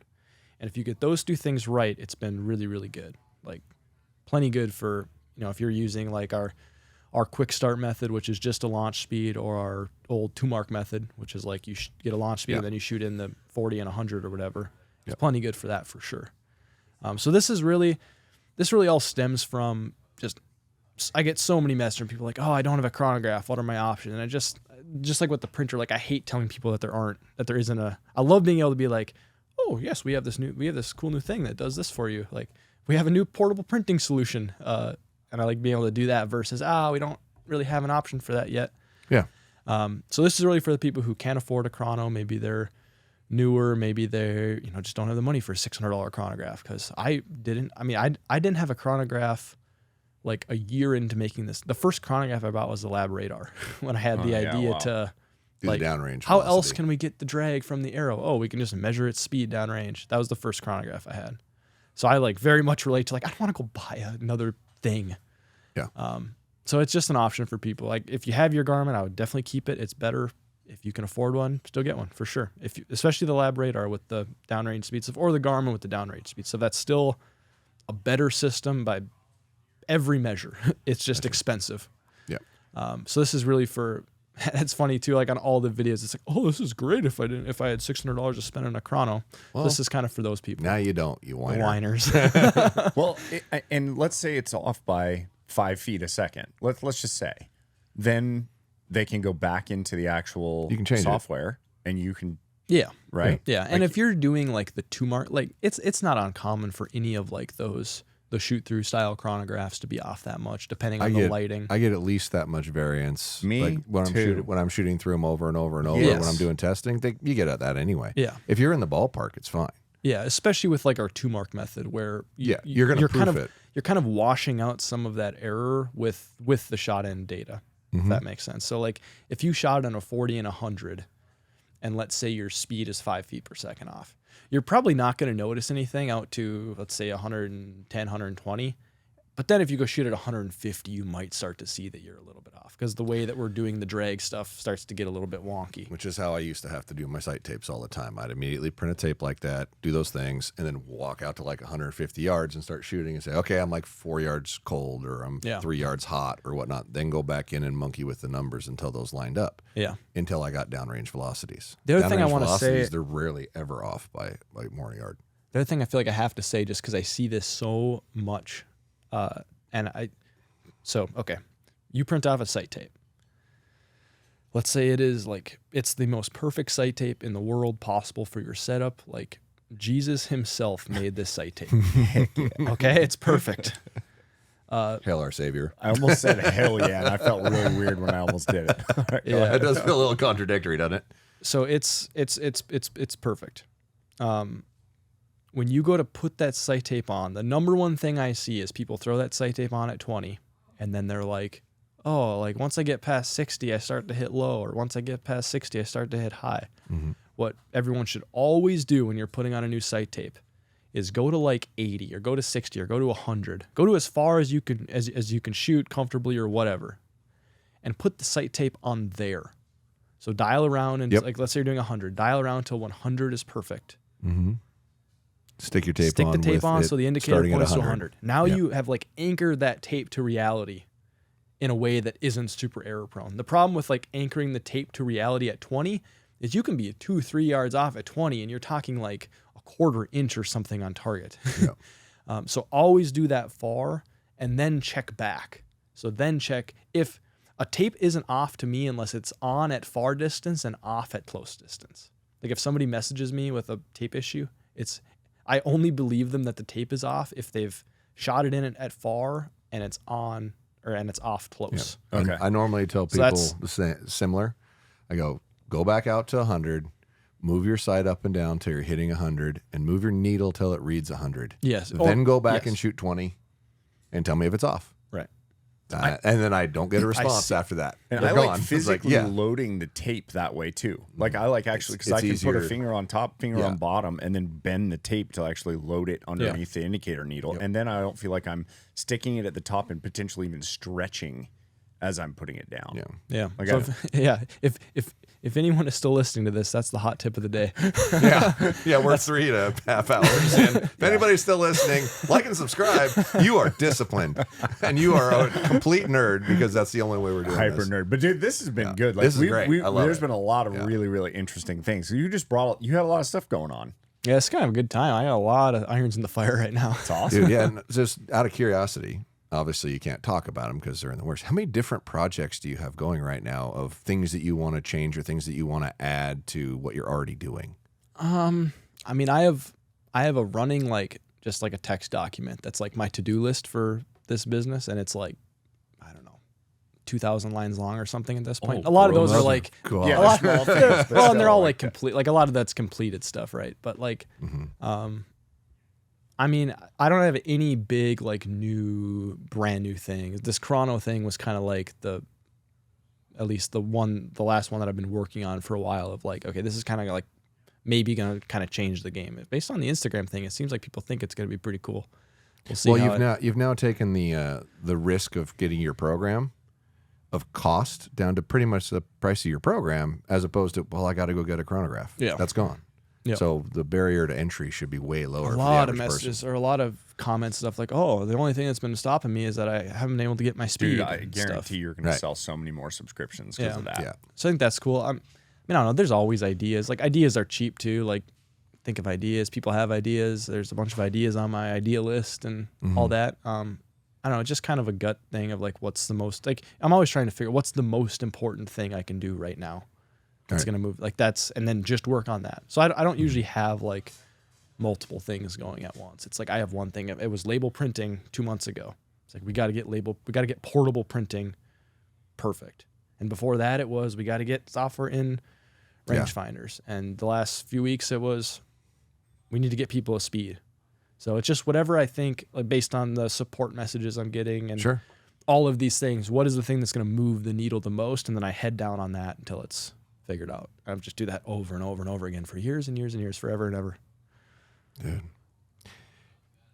you're phenomenal, man. You really like the amount of stuff that you've done and the amount that you've changed the things that I do on a regular basis. Like I won't even print I won't print a tape. I won't take a stock tape. I won't. Like I've been waiting to put a tape on my bow for a week for you to get here so you can measure the sight and put it in your damn thing so I can use it. Man, I appreciate what you do. I'm thankful that you exist, and I'm grateful that this is going to be a full-time thing for the first time in 5 years, 6 years of doing this or whatever, right? Like I think, yeah. Well, 2023. I'm anxious to see what you achieve when you actually put your full bandwidth towards what you've already been doing, because it's phenomenal what you have achieved with partial bandwidth and spare time. I'm psyched. I'm excited. And I hope as soon as you turn this off, you share with me what you're working on. I appreciate that. I appreciate you guys having me on here. It's a fun time. Yeah, thanks for taking the time. Where can people find you? Everything's Precision Cut Archery. Instagram. I do have a YouTube that I don't have any videos. Somehow I have quite a few subscribers with I think 2 shorts or something. Nice. I think that's due to some of the collabs with the archery ballistic stuff. Yep, for sure. So yeah, that's there. I haven't put anything on. That's one of the things on that big long to-do list that I got to do is get a YouTube. I want to have like a library of this is how you do all the steps and all that. I just haven't had time. Instagram, that's probably the primary. Instagram and Facebook for just like what's happening. And then the website, precisioncutarchery.com. Mobile app. You can sign up website or mobile app. There's no promo code BMAC. But there's actually no promo codes of any kind. I know. If you're not going to do it, I pestered him about this. I was like, "Hey, this is kind of crap. Can't I get something here?" He's like, "No, I'm not doing that." I don't do promos. I don't pay anyone. I've never paid anyone anything to do anything. No. So if you see somebody talking about the thing, it's probably because they actually like it or some other weird motive that's not aligned with money going from me to them. Yeah. So yeah, I don't do any of that. Sign up on the website though. It's cheaper on the website because the app stores charge big old fees. Yep. So the price right now, this might change, who knows? But the price right now is $40 on the app, $36 a year, both annual on the website. So sign up on the There you go. website. Sign up on the website. Save yourself 10%. And you don't even have to put in discount code BMAC or MFJJ. I'm going to be the first. If it's going to happen, I'm going to be the first. All right. Gobble it up, big guy. Thanks, everybody. Thanks, guys.